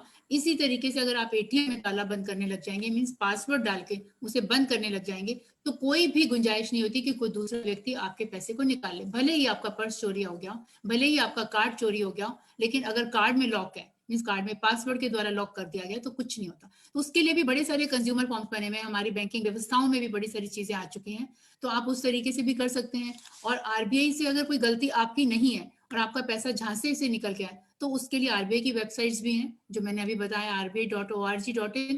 बैंकों की अलग अलग वेबसाइट्स हैं। ओम्बड्समैन में कंप्लेंट कर सकते हो, अगर बैंक नहीं सुन रहा है तो 3 महीने तक ओम्बड्समैन में कंप्लेंट कर सकते हो। और उसके बीच में, क्योंकि 3 महीने का पीरियड इसलिए होता है क्योंकि सारी बैंकिंग व्यवस्थाओं से जो शिकायतें आती हैं उसमें वो पहले मेल करते हैं, और कौन सी शिकायत किस प्रायोरिटी की है और किस तरीके से बैंक के द्वारा हुई है, आपके द्वारा हुई है, कस्टमर के द्वारा हुई है, तो इस चीजों को वो पहले नोट करते हैं। नोट करने के बाद फिर देखते हैं कि कौन सी बैंक की गलती थी, फिर उसके एटीएम को, उसकी मशीन को, उसके रोल को चेक किया जाता है। फिर पता चलता है हाँ इस व्यक्ति का पैसा इस साइबर क्राइम के इस वाली जगह साइबर तक पहुंच गया है। लेकिन उसको बचाने के लिए आपके पास बड़े सारे ऐसे ही तरीके हैं, जैसे कि अभी मैडम ने भी बड़े तरीके से अपने तरीके से चीजें बताई, क्रय विक्रय में जाकर बताया, खाद्य में मिलावट बताया, काला बाजारी बताई, भ्रष्टाचार बताया, बड़ी सारी चीजों को, बड़ी सारे उन्होंने विषयों को इसमें लिया। बस अब मैं बैंक में होने के नाते मैं ये चीजें कहते हुए चुपना नहीं चाहती थी, क्योंकि ये अवेयरनेस भी सब में होनी चाहिए। आप और चीज देखेंगे तो एटीएम के ऊपर आपको चेक करना चाहिए, जब सर के ऊपर एटीएम होता है, मतलब आप जहां जा रहे हैं तो उसके ऊपर एक चिप लगी होती है। बहुत ज्यादा लोगों ने सुना होगा, व्हाट्सएप पे भी मैसेजेस आते रहते हैं कि एक चिप लगी होती है और उसके अंदर एक कैमरा होता है। वो पता नहीं चलता, लेकिन बहुत बारीक अगर उंगली लगाएंगे तो आपके हाथ में आ जाएगी। उसके द्वारा जो चोरी करना चाहता है, जो इसमें हमारे को फंसाना चाहता है, बड़े सारे लोग हैं ठग तरीके के, वो उसके अंदर ऐसी चिप लगा देते हैं, पर वहां कहाँ लगा पाते हैं, जहां चौकीदार नहीं होता, जहां गार्ड नहीं होता, तो लगा जाते हैं रात को। तो सुबह तक जितने भी लोगों ने ट्रांजैक्शन करी है वो सब कैप्चर हो जाती है, उसके सारे सारे उससे जो उनके नंबर डालते हैं, आईडीज डालते हैं, जो पिन डालते हैं। क्योंकि क्या होता है, घर में सब लोग ये कहते हैं अरे एटीएम मेरे पास था, मेरे लॉकर में था, मेरे पैसे आज कैसे निकल गए। लेकिन लोगों को ये नहीं पता होता, कि पता भी हो गया, अब तो काफी लोग जागरूक हो गए हैं कि उन्हें ये पता होता है कि ये सब क्लोनिंग हो जाती है। और किसी भी दुकान पे जाएं तो जल्दी से स्वैप ना करें अपने कार्ड को। अपने कार्ड को अगर स्वैप कर लेंगे तो वहां पे आपको नहीं मालूम, वो कह देगा अरे ये स्वैप नहीं हो रहा, इसमें प्रॉब्लम हो रही है, तो आप कहेंगे कोई नहीं दोबारा कर लो। तो स्वैप करने में वो जो 1 सेकंड से ऊपर समय लगा, उतने में वो आपको सारा का सारा क्लोन बना लेगा और अपने पास रख लेगा। छोटे मोटे दुकानदारों के पास कभी भी अपने कार्ड को स्वैप ना करें। स्वैप करेंगे तो फंस जाएंगे, गलत वेबसाइट में शिकायत करेंगे तो आपका गलत तरीके से सारा पैसा निकल जाएगा। आप जरूर देखिएगा कि वेबसाइट जो जहां आप कंप्लेंट करने जा रहे हो वो सच में उस बैंक की वेबसाइट है भी कि नहीं। उसको देखने के कई तरीके हैं, जैसे कि अगर मेल कर रहे हैं, अब मैं आपको मेल कर रही हूँ या अनिल जी को मेल कर रही हूँ, अपने किसी विषय से कहीं और मेल कर रही हूँ, तो वो मेल में अगर मैंने अपना नाम अनीता रेलन लिख दिया और रेलन के आगे स्पेलिंग में कोई एच लिख देता है, कोई एल लिख देता है, वो छोटी सी मिस्टेक, पॉइंट्स की मिस्टेक, एक बिंदु की मिस्टेक, हमारे घर में हो चुकी है ऐसी एक कंप्लेंट। इवन मेरे घर में किसी खास ओहदे के व्यक्ति के साथ खुद हो चुकी, उसकी सारी कॉन्फिडेंशियल जो डाटा था वो दूसरे व्यक्ति के पास चला गया, खाली उन्होंने एक पॉइंट इधर का उधर कर दिया था। जैसे समझ लीजिए मेरा नाम अनीता है तो मैं आगे पॉइंट लगा दिया या पीछे पॉइंट लगा दिया, तो सारा कॉन्फिडेंशियल डाटा चला गया। तो इन सब चीजों से आपको इसलिए सावधान रहना, क्योंकि आपके कंप्यूटर में बैठे बिठाए, मैं यहाँ बहुत प्रोग्राम जूम पे लेती हूँ ऑफिस के, रिजर्व बैंक के, तो मेरा ही हैक हो गया अकाउंट फेसबुक का, क्योंकि यहाँ पे कई लोग जुड़े हुए थे। उसमें से कई शरारती तत्व भी होते हैं जो सोचते हैं कि हाँ इसको किस तरीके से कैप्चर किया जा सकता है और कैसे नहीं। लैपटॉप पे सारा सामान होता है, हमारा सब कुछ होता है, घर के सारे डॉक्यूमेंट्स होते हैं, लेकिन अगर हम उसमें लॉक नहीं लगाएंगे ना तो भी ये प्रॉब्लम हमारे सामने, आज जो हम 100 लोग भी यहाँ पे जुड़े हुए हैं, तो किसी ना किसी के साथ हैक हो सकता है। मेरा खुद का ये काम करते करते जूम में आते आते मेरी फेसबुक हैक हो गई, और फेसबुक में मेरी फोटो से और लोगों को ये भेजा गया मैसेज कि आपकी मैं प्रॉब्लम में, मतलब मैं प्रॉब्लम में हूं तो मुझे 10-10 हजार रुपए भेजे जाएं।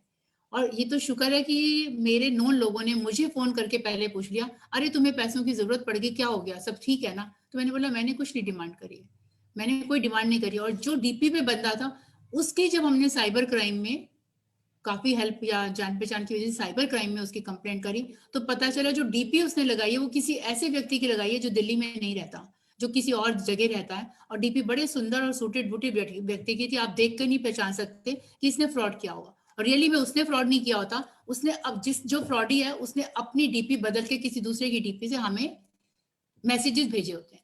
तो इसलिए मैसेज भेजते वक्त ये जरूर देखिए कि वो जो साइट है उसमें एस लगा होना चाहिए, HTTPS एस होना चाहिए, दैट इज सिक्योर। खाली HTTP हो जाएगा नॉट सिक्योर्ड, क्योंकि एस नहीं लगा, एस का मतलब ही सिक्योर साइट है वो। अगर आप अभी भी खोल के देखेंगे अपना लैपटॉप या कंप्यूटर, तो ऊपर अगर अनिल जी की साइट आ रही होगी तो HTTPS आ रहा होगा। तो इस चीजों को आप जरूर ध्यान रखिएगा। कोई भी मेल करते वक्त किसी को अगर गेम खेलने के लिए बच्चों को दे दिया गया अपना लैपटॉप, अपना कंप्यूटर या मोबाइल, जो आजकल स्कूल की सारी क्लासेस उसी पे चल रही हैं, तो उसमें भी इस चीज को ध्यान रखना बहुत जरूरत है। गेम खेलते वक्त एक बच्चे ने गेम खेला, मैं बटलर स्कूल में क्लास ले रही थी, वहां के एक बच्चे ने बोला मैंने मम्मी मेरे को मोबाइल देके गई थी, अपना किचन में काम कर रही हैं, तो मैंने बोला चलो 10 मिनट का पीरियड है मेरा तो मैं गेम खेल लेता हूँ। उसने गेमिंग वाली साइड पे गई, तो गेमिंग वाली साइड में क्या करा उसने, GAMMING था, एक M उसमें एक्स्ट्रा लगा हुआ था। बच्चों ने ध्यान नहीं दिया, उस साइट को ऑन कर लिया, बोला 1 रुपए डालिए तो 10 रुपए डालिए, ऐसे करके 10 रुपए मिलेंगे। तो मम्मी के खाते से 10 रुपए कटे, खाली 10 रुपए, क्योंकि बच्चे ने 1 रुपए की गेम खेली थी, उसे अभी नहीं मालूम था। ऐसे दूसरे व्यक्ति ने दोबारा खेल ली तो 20 रुपए, उसने मेरे को क्लास में आके बच्चों के सामने ये बताया, सबके सामने ऐसा मेरे साथ हुआ। तो उसके बाद उसने ये गेम नहीं खेली, क्योंकि मम्मी के आजकल आधार कार्ड हमारे मोबाइल के साथ जुड़ा होता है, सारी पूरा का पूरा हमारे मोबाइल में हमारा डाटा होता है, हमारे बैंक की पूरी डिटेल्स होती है, हमारे पास कितना पैसा है उसकी डिटेल्स, एक आधार कार्ड के जुड़ने से आपको बैंक की सारी डिटेल्स मिल जाती है। इसलिए सबसे पहले तो अपने मोबाइल में भी अपना पासवर्ड जरूर लगाइएगा। तो ये सब चीजें, बहुत सारी चीजें हैं, लेकिन कंप्लेंट सेल्स हैं, उसके लिए परेशान होने से पहले बोलते हैं ना, सावधानी हटी और दुर्घटना घटी, तो इससे अच्छा बेटर दुर्घटना घटे उसको अवॉइड किया जा सकता है। और हमारे जो इस चक्रव्यूह में आज हम फंस चुके हैं उससे निकलना आसान नहीं है, मतलब जो हम विज्ञान के अद्भुत चमत्कार के साथ में घुस चुके हैं, अपने तारों के साथ में, तारों के जंजाल में आ चुके हैं, तो उससे निकलना मुश्किल है। लेकिन अगर हम सावधानी रखते हैं तो इन्हीं के बहुत फायदे हैं। आप इसी के द्वारा आप कैशबैक की सुविधा ले सकते हैं, क्योंकि हाँ, आप अगर पेट्रोल डलवाने जा रहे हो, आपके पास कार्ड है तो आपको कैशबैक मिलता है, आप कहीं और शॉपिंग कर रहे हैं तो कैशबैक मिलता है। आजकल जैसे लोन्स की सुविधाएं चल रही हैं, वेंडर्स लोन चल रहा है, उसमें भी कैशबैक है, 10-10 हजार के वेंडर्स लोन हमने लाखों के तरीके से बांटे हैं, उसमें भी कैशबैक है। तो डिजिटल तो होना है, आज नहीं तो कल हमें आगे बढ़ना है, हम पीछे तो जा ही नहीं रहे। ग्रामीण संस्था के लोग खुद हमारे साथ जुड़ गए हैं, उसके आगे हम और आगे जुड़ते चले जा रहे हैं। तो हम ये कहना चाह रहे हैं कि आप किसी भी तरीके, उपभोक्ता किसी भी रूप में होता है, राजा वो जरूर होता है, बोलते हैं ना ग्राहक देवो भव, ग्राहक हमारे लिए मेहमान भगवान है, लेकिन ग्राहक भगवान होने के बावजूद उसकी गलत और सही कोई भी चीजें जो है उसकी लिमिट से ऊपर तक नहीं आगे बर्दाश्त करनी चाहिए। तुम्हें आवाज भी उठानी है, ग्राहक के रूप में आवाज उठाओ, लेकिन देखिए दूसरा व्यक्ति, सबसे पहले जैसे आपने बोला उपभोक्ता, हम और आप सभी उपभोक्ता हैं, किसी ना किसी प्लेटफॉर्म पे हम सब के सब उपभोक्ता हैं। तो हमें ये सब चीजों को ध्यान रखना है, आज हम तुम्हारे उपभोक्ता हैं तो कल आप हमारे उपभोक्ता हैं।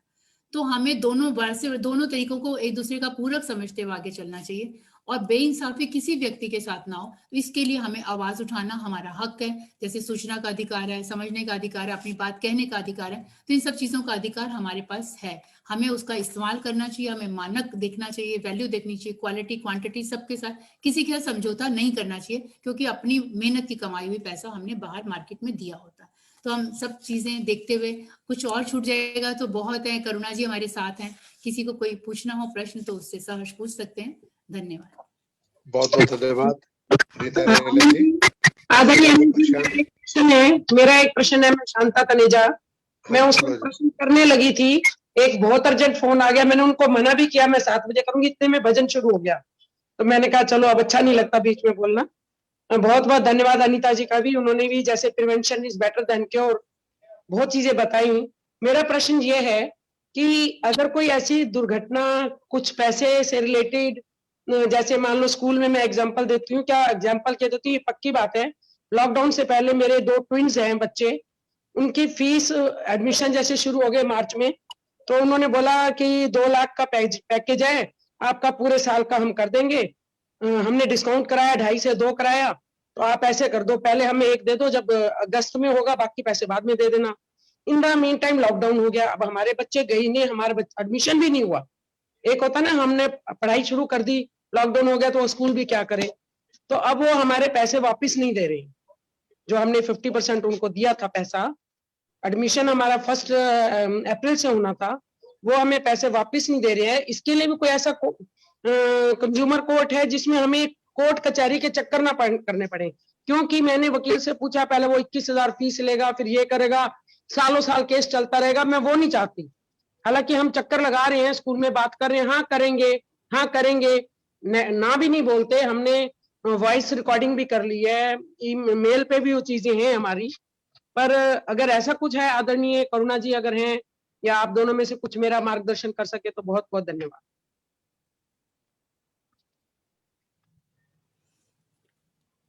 कौन सा स्कूल है मैडम आपका? द्वारका में वसंत बच्चों का है एक। पब्लिक स्कूल है, प्राइवेट स्कूल है? वो प्राइमरी स्कूल है, अभी 3.25 साल के बच्चे हुए थे, जैसे प्रिपरेटरी स्कूल होता है ना, केजी से भी पहले। वो वाले तो प्राइवेट ही हो गया, प्रॉपरली प्राइवेट हो गया। केजी से वाला तो ये तो आपसी समझौते वाली बात हो गई, उनको धमका के या कुछ भी कोर्ट वाला, इन सब का चक्कर काटना बेकार है आपके लिए। पब्लिक स्कूल होता है उनकी भी अथॉरिटीज हैं, गवर्नमेंट स्कूल है उनकी तो बहुत बड़ी अथॉरिटी, उनका तो आप कहीं पे दिल्ली गवर्नमेंट उनकी सबकी वेबसाइट्स वहाँ पे कंप्लेंट कर सकते हो। लेकिन ये तो आपने अपना पैसा कुछ गलत जगह पे गलत तरीके से फंसा लिया, क्योंकि वहां पे उसका कोई तोड़ इसलिए नहीं है क्योंकि वो उसका कोई पर्ची नहीं है, कोई पर्ची कोई रसीद आपको इस तरीके से नहीं दी होगी जो कोई नाम होगा। उनकी रसीद है, उनकी प्रॉपर रसीद। रिप्यूटेड स्कूल नहीं होगा, रिप्यूटेड स्कूल नहीं होगा। जैसे छोटे छोटे बच्चों के स्कूल रास्ते में खोल दिए जाते हैं, अपने घरों में, कुछ गलियों में, कुछ प्राइवेटली खोल दिए जाते हैं, उनके सर के ऊपर भी कोई मालिक नहीं होगा। वो बहुत बड़ा स्कूल है, रजिस्टर्ड स्कूल है, बहुत बड़ा स्कूल है। वो आगे फिर कर सकते हैं, आप कर सकते हैं, मतलब आप ऐसा रजिस्टर्ड स्कूल की कंप्लेंट रजिस्टर्ड है वहाँ कर सकते हैं। हाँ, गली मोहल्ले का स्कूल नहीं है, क्योंकि जब छोटी छोटी चीजों के लिए हम कंज्यूमर कोर्ट में, तो इसके लिए कोई जगह ऐसी हो जहाँ में इसके लिए दो आजकल चीजें, डायरेक्टर ऑफ सुनवाई एजुकेशन को आप लिख सकते हैं और मनीष सिसोदिया दिल्ली के शिक्षा मंत्री है, उनको लिखें और मीडिया को कंप्लेंट करें। डीसीपी नॉर्थ उस एरिया के जो है उनको भी मिले, आपको 100% पैसे वापस मिलेंगे, चिंता न करें। और मैं अनिल जी का बहुत बहुत धन्यवाद करती हूँ। मैं पर्दे के पीछे रह के सुनती रहती हूँ, जैसे आज भी सुन रही थी, बहुत थोड़ा सा व्यस्तता तो होती है, परंतु मैं दूसरा मोबाइल लगा के कोई जरूरी होता तो आपको सुनती रहती हूँ। आपका बहुत बहुत अभिनंदन। और ऐसे प्रोग्राम भजनों के अलावा ऐसे आज जैसे किया, और उसके लिए मैं श्रेय आपको ही देती हूँ। बहुत बहुत धन्यवाद आपका। मैं आज के अध्यक्ष रीता रेलत जी का, मुख्य वक्ता करुणा चांद्र जी का धन्यवाद करता हूँ। 2-4 भजन कुसुम भंडारी जी, मृदुल अग्रवाल जी प्रतीक्षा में है। मैं बोलूं वैसे, मृदुल अग्रवाल। अनिल जी एक मेरा भजन हाँ, करा देंगे 4-5 भजन करा देते बोला हैं। मैं पहले कुसुम भंडारी जी, फिर मृदुल अग्रवाल जी, पहले कुसुम जी बोल रहे हैं। नमस्ते अनिल जी, नमस्ते। बहुत बहुत हरिओम जी, नमस्ते जी। बहुत पहले बहुत कुसुम बड़ा भंडारी जी। हाँ जी, सबको मेरे नमस्ते, सारा नमस्ते भाइयों बहनों को। मैं एक छोटा सा भजन आपके सामने रख रही हूँ। मैं तेरे प्रेम की धुन में गाता हुआ जब कभी तेरे मंदिर में आया करूं, हे प्रभु मुझको इतना बता दो जरा, कौन सी भेंट सेवा में लाया करूं। मूर्ति को तो घड़ता है ये आदमी, और फूलों को भगवान बनाता है तू। इस तरफ आदमी की है कारीगरी, उस तरफ सारी जग का विधाता है तू। किस तरह फूल जो की है तेरी कृति, आदमी की कृति पर चढ़ाया करूं। मैं तेरे प्रेम की धुन में गाता हुआ जब कभी तेरे मंदिर में आया करूं। आदमी ने बना ली है तेरी मूर्ति, तेरी सूरत कहीं नजर आती नहीं। उम्र भर इसको यूं ही खिलाते रहो, मूर्ति तो कोई चीज खाती नहीं। मूर्ति को मिलाना बेफायदा हुआ, फिर तुझे किस तरह मैं रिझाया करूं। मैं तेरे प्रेम की धुन में गाता हुआ जब कभी तेरे मंदिर में आया करूं। मानता हूँ कि तू मूर्ति में भी है, उनके बाहर भी तू ही मौजूद है। घर के बाहर ही बैठा मिले तू अगर, फिर अंदर से बुलाना तो बेसुध है। पथिक है मूर्ति में ये मान कर पथिक है मूर्ति में ये मान कर एक देशी तुझे क्यों बनाया करूं। मैं तेरे प्रेम की धुन में गाता हुआ जब कभी तेरे मंदिर में आया करूं। धन्यवाद अनिल जी, बहुत बहुत धन्यवाद आपका। कुसुम जी। अब मृदुल अग्रवाल जी, हाँ जी, रचना चावला जी, संध्या अनिल जी पांडे जी। नमस्ते। नमस्ते भाई साहब, सभी को नमस्ते नमस्कार। जी। एक छोटा सा प्रभु भक्ति का भजन। उसकी लीला बड़ी है निराली, है निराली निराली निराली। उसकी लीला बड़ी है निराली, है निराली निराली निराली। बाग उनका हमेशा भरा है, घर उनका हमेशा सजा है। ज्योत रब की जिन्होंने जला ली, ज्योत रब की जिन्होंने जला ली। उसकी लीला बड़ी है निराली, है निराली निराली निराली। एक ईश्वर है सबका सहारा, फूल हर एक उसको है प्यारा। एक ईश्वर है सबका सहारा, फूल हर एक उसको है प्यारा। क्योंकि हर फूल का है वो माली, क्योंकि हर फूल का है वो माली। उसकी लीला बड़ी है निराली, है निराली निराली निराली। हर माता की गोदी सजाए, भाई बहनों के जोड़े मिलाए। है दयालु बड़ा जग का माली, है दयालु बड़ा जग का माली। उसकी लीला बड़ी है निराली, है निराली निराली निराली। ना तो धन हमसे वो चाहता है, ना विजय हमसे वो चाहता है। वो तो श्रद्धा का भूखा है खाली, वो तो श्रद्धा का भूखा है खाली।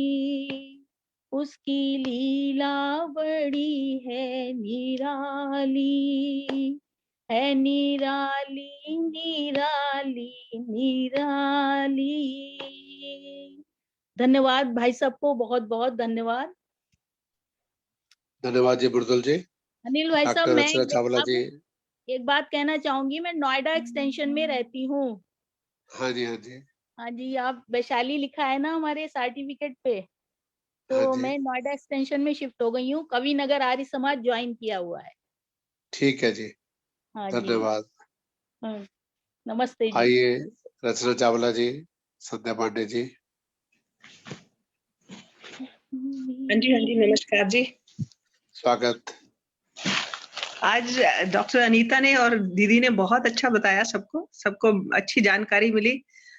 पर मेरा अल्टीमेटली एक निचोड़ यही रहता है कि आप उपभोक्ता होकर, ये तो ठीक है कि आप उसके अंदर आपको अवेयरनेस होनी चाहिए, बट फिर वही आता है कि जिस तरह से दीदी ने बताया कि हमें इन चीजों का ध्यान, बार्गेन और ये सब, एक्चुअली ये सब आपका अपना जो सेलर है, जो भी है, उसका अपना मन का क्या तरीका है करने का, वो उस पर डिपेंड करता है। मतलब अपना व्यक्तित्व ही, हम कहते हैं किसी को तो हम सुधार नहीं सकते, अपने को ही सुधारे तो अच्छा है। हम अपने काम के प्रति ईमानदारी रखें तो शायद धीरे धीरे सब कुछ ठीक हो जाएगा। और ये छोटा सा भजन अब एक, क्योंकि आज हमने बहुत सारे बाकी चीजें सब पढ़ ली हैं, एक छोटा सा एंड में, अभी और भी मेरे बाद आएंगे सब, अध्यात्म का ये प्लेटफॉर्म है, तो एक छोटा सा भजन। संसार के जीवों से आशा न किया करना, जब कोई ना बने अपना, बस ओम जपा करना। संसार के जीवों से आशा न किया करना, जब कोई ना बने अपना, बस ओम जपा करना। जीवन के समंदर में तूफान भी आते हैं, जो उनके सहारे हैं उन्हें आप बचाते हैं। जीवन के समंदर में तूफान भी आते हैं, जो उनके सहारे हैं उन्हें आप बचाते हैं। वो आप ही आएंगे, तुम याद किया करना। संसार के जीवों से आशा न किया करना, दावा न जमा अपना, ये देश बेगाना है, इस घर से तुझे प्राणी वापिस चले जाना है। दावा न जमा अपना, ये देश बेगाना है, इस घर से तुझे प्राणी वापिस चले जाना है। भगवान की इच्छा पर बस मस्त रहा करना, जीव संसार के जीवों से आशा न किया करना। इंसान न रो दुख में, प्रभु तुझसे दूर नहीं, भक्तों का दुखी होना उसको मंजूर नहीं। इंसान न रो दुख में, प्रभु तुझसे दूर नहीं, भगवान को दुखी होना, भक्तों का दुखी होना उसको मंजूर नहीं। अंतर्यामी है वो, धीरज रख बस एक तू, संसार के जीवों से आशा न किया करना, जब कोई ना बने अपना, बस ओम जपा करना। धन्यवाद। धन्यवाद अनिल जी, समय बहुत देने बहुत के लिए। धन्यवाद डॉक्टर अर्चना जी, बहुत सुंदर। अब संध्या पांडे जी, मैं देख रहा हूँ मधु खेड़ा जी भी हैं, वो भी तैयार रहे। पहले संध्या पांडे जी। नमस्ते सभी को, मेरी आवाज आ रही है? आ रही है जी। तेरी दया से हे प्रभु कौन सी शय मिली नहीं, झोली ही मेरी तंग है, झोली ही मेरी तंग है, तेरे यहाँ कमी नहीं, तेरी दया से हे प्रभु जीने को जी रहा हूँ मैं, दाता तेरे बगैर भी, दाता तेरे बगैर भी, दाता तेरे बगैर भी, दाता तेरे बगैर भी, जिंदगी जिसको कह सकूं, जिंदगी जिसको कह सकूं, ऐसी तो जिंदगी नहीं, तेरी दया से हे प्रभु, तेरी दया से हे प्रभु, कब से पुकारता है दिल, है सुनता मगर कोई नहीं, सुनता मगर कोई नहीं, सुनता मगर कोई नहीं, सुनता मगर कोई नहीं, मेरा तो इस जहान में, मेरा तो इस जहान में तेरे सिवा कोई नहीं,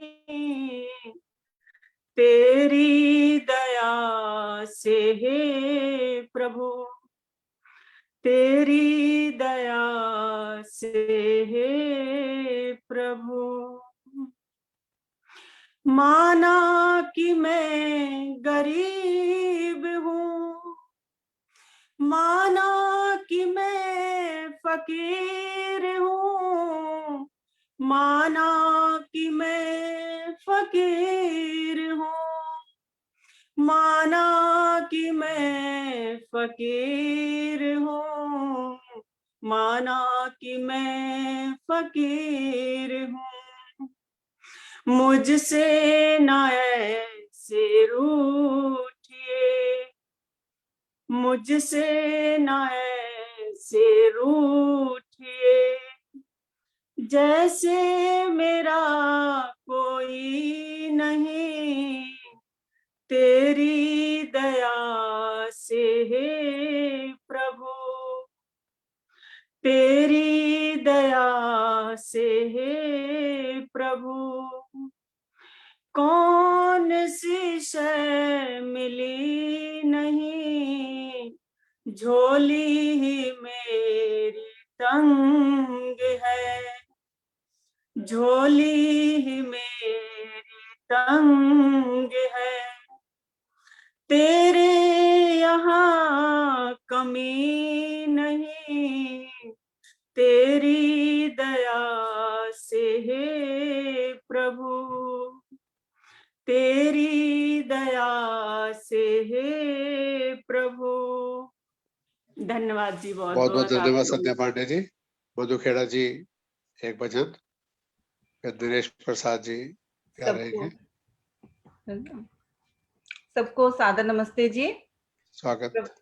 प्रभु भक्ति, प्रभु को याद करते करते आज 14 फरवरी है, तो वैलेंटाइन डे मनाया जाता है, जिसमें सब लोग गिफ्ट्स अपनी जितनी अच्छे से अच्छी गिफ्ट देते हैं और याद भी रखते हैं। तो क्या हमें इससे अच्छी गिफ्ट कोई दे सकता है जो हमें 14 फरवरी को 2019 को मिली थी? जी हाँ, पुलवामा। अपने देश के लिए और अपने देशवासियों के लिए जिन्होंने अपनी कुर्बानी दी। कहते हैं जो देश, जो जाति अपने इतिहास, पूर्वजों, संस्कार और संस्कृति को भुला देते हैं, उनका नाम मिट जाता है, दुनिया के मैप से हट जाते हैं। तो ऐसे ही अपने लोगों के बलिदानों को याद करते हुए और अपनी यादों को ताज़ा रखते हुए एक गीत समर्पित कर रही हूँ अपने बलिदानियों को। नमन उन शहीदों को जो खो गए, नमन उन शहीदों को जो खो गए, वतन को जगा कर जो खुद सो गए। नमन उन शहीदों को जो खो गए, वतन को जगा कर जो खुद सो गए। वो थे लाडले अपनी माँओं के पाले, मगर हो गए गोलियों के हवाले। वो थे लाडले अपनी माँओं के पाले, मगर हो गए गोलियों के हवाले। आजादी के बदले जवानी लुटा दी, वतन के लिए जाकी बाजी लगा दी। आजादी के बदले जवानी लुटा दी, वतन के लिए जाकी बाजी लगा दी। हमारे थे अब देश के हो गए, हमारे थे अब देश के हो गए। वतन को जगा कर जो खुद सो गए। वो हिंदू व सिख या मुसलमान थे, नमन उनको जिनकी वो संतान थे। वो हिंदू व सिख या मुसलमान थे, नमन उनको जिनकी वो संतान थे। नमन उनको जो बात ये कह गए, नमन उनको जो बात ये कह गए कि बेटा गया है वतन तो रहे। जुदा हो के हमसे वो खो गए, जुदा हो के हमसे वो खो गए। वतन को जगा कर जो खुद सो गए। नमन उन शहीदों को जो खो गए, वतन को जगा कर जो खुद सो गए। वतन को जगा कर जो खुद सो गए, जो खुद सो गए। Thank you. बहुत बढ़िया, बहुत बढ़िया, बहुत बहुत ही सुंदर श्रद्धांजलि बहुत सुंदर, पुलवामा के शहीदों को, और बहुत डॉक्टर कर्नल विपिन खेड़ा जी का भी धन्यवाद उत्साहवर्धन के लिए। दिनेश प्रसाद जी, मुझे भजन बोलने का मौका दो ना। अच्छा जी, दिनेश प्रसाद जी गाजियाबाद से प्रतीक्षा में आ जाएं। फिर अंतिम भजन संतोष जसूजा जी, फिर भाई जी, परवीन सभी को जी, सादर नमस्ते। शांति पाठ। शान तेरी कभी कम न हो। आवाज जा रही है? आ रही जा रही, बोलिए। शान तेरी कभी कम न हो, ऐ वतन मेरे वतन। हम तराने तेरे प्यार के मरते मरते ही गाते रहे। हम तराने तेरे प्यार के मरते मरते ही गाते रहे। तेरे दीपक की लौ कम न हो, इसलिए तुम बहाते रहे। तेरी धरती को चूमे गगन, वतन मेरे वतन। शान तेरी कभी कम न हो, ऐ वतन मेरे वतन। तेरे आशिक दुआ कर चले, हुस्न तेरा दमकता रहे। हम रहे ना रहे, तेरा माथा चमकता रहे। तेरा महके हमेशा चमन, ऐ वतन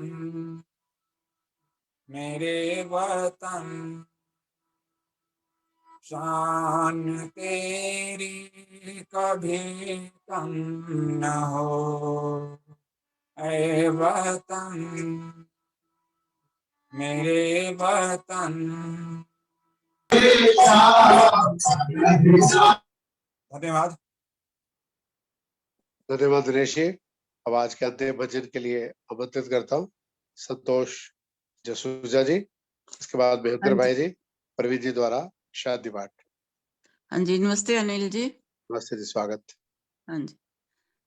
हर घड़ी परमात्मा का जाप कर, हर घड़ी परमात्मा का जाप कर।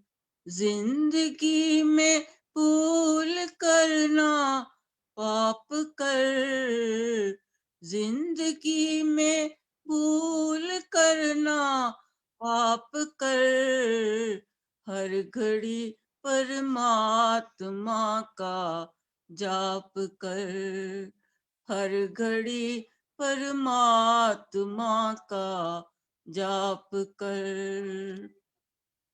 भक्ति शक्ति मुक्ति मिलती मोलना, भक्ति शक्ति मुक्ति मिलती मोलना। कितनी भी करनी है अपने आप कर, कितनी भी करनी है अपने आप कर। हर घड़ी परमात्मा का जाप कर, जिंदगी में भूल करना पाप कर। भूल से हो जाए कोई पाप तो, भूल से हो जाए कोई पाप तो, बैठ कर तन्हा में पश्चाताप कर, बैठ कर तन्हा में पश्चाताप कर। हर घड़ी परमात्मा का जाप कर, जिंदगी में भूल करना पाप कर। आएगा परमात्मा तुझको नजर, आएगा परमात्मा तुझको नजर। आईना दिल का तू पहले साफ कर, आईना दिल का तू पहले साफ कर। हर घड़ी परमात्मा का जाप कर, जिंदगी में भूल करना पाप कर।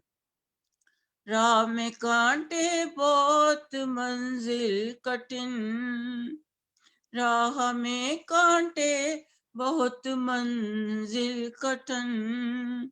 हर कदम चलना संभल कर नाप कर, हर कदम चलना संभल कर नाप कर।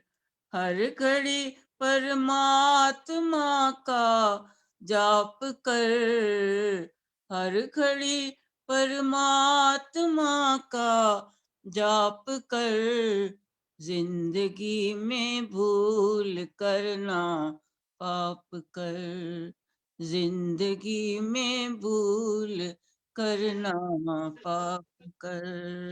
बहुत बहुत धन्यवाद धन्यवाद। संतोष जी। हाँ अब जी, महेंद्र भाई जी, परिषद बहुत के सुंदर है। महामंत्री जी, फिर प्रवीण जी। परसों बसंत पंचमी का कार्यक्रम 16 फरवरी को सुबह 11 बजे है। समय से जुड़े, वीर हकीकत राय को श्रद्धांजलि दें। महेंद्र भाई जी।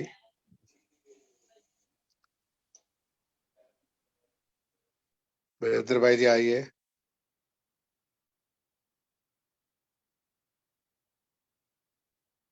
चलो प्रवीण जी आप आओ, कुछ पंक्तियां गुनगुना के धन्यवाद शांति पाठ। प्रवीण जी।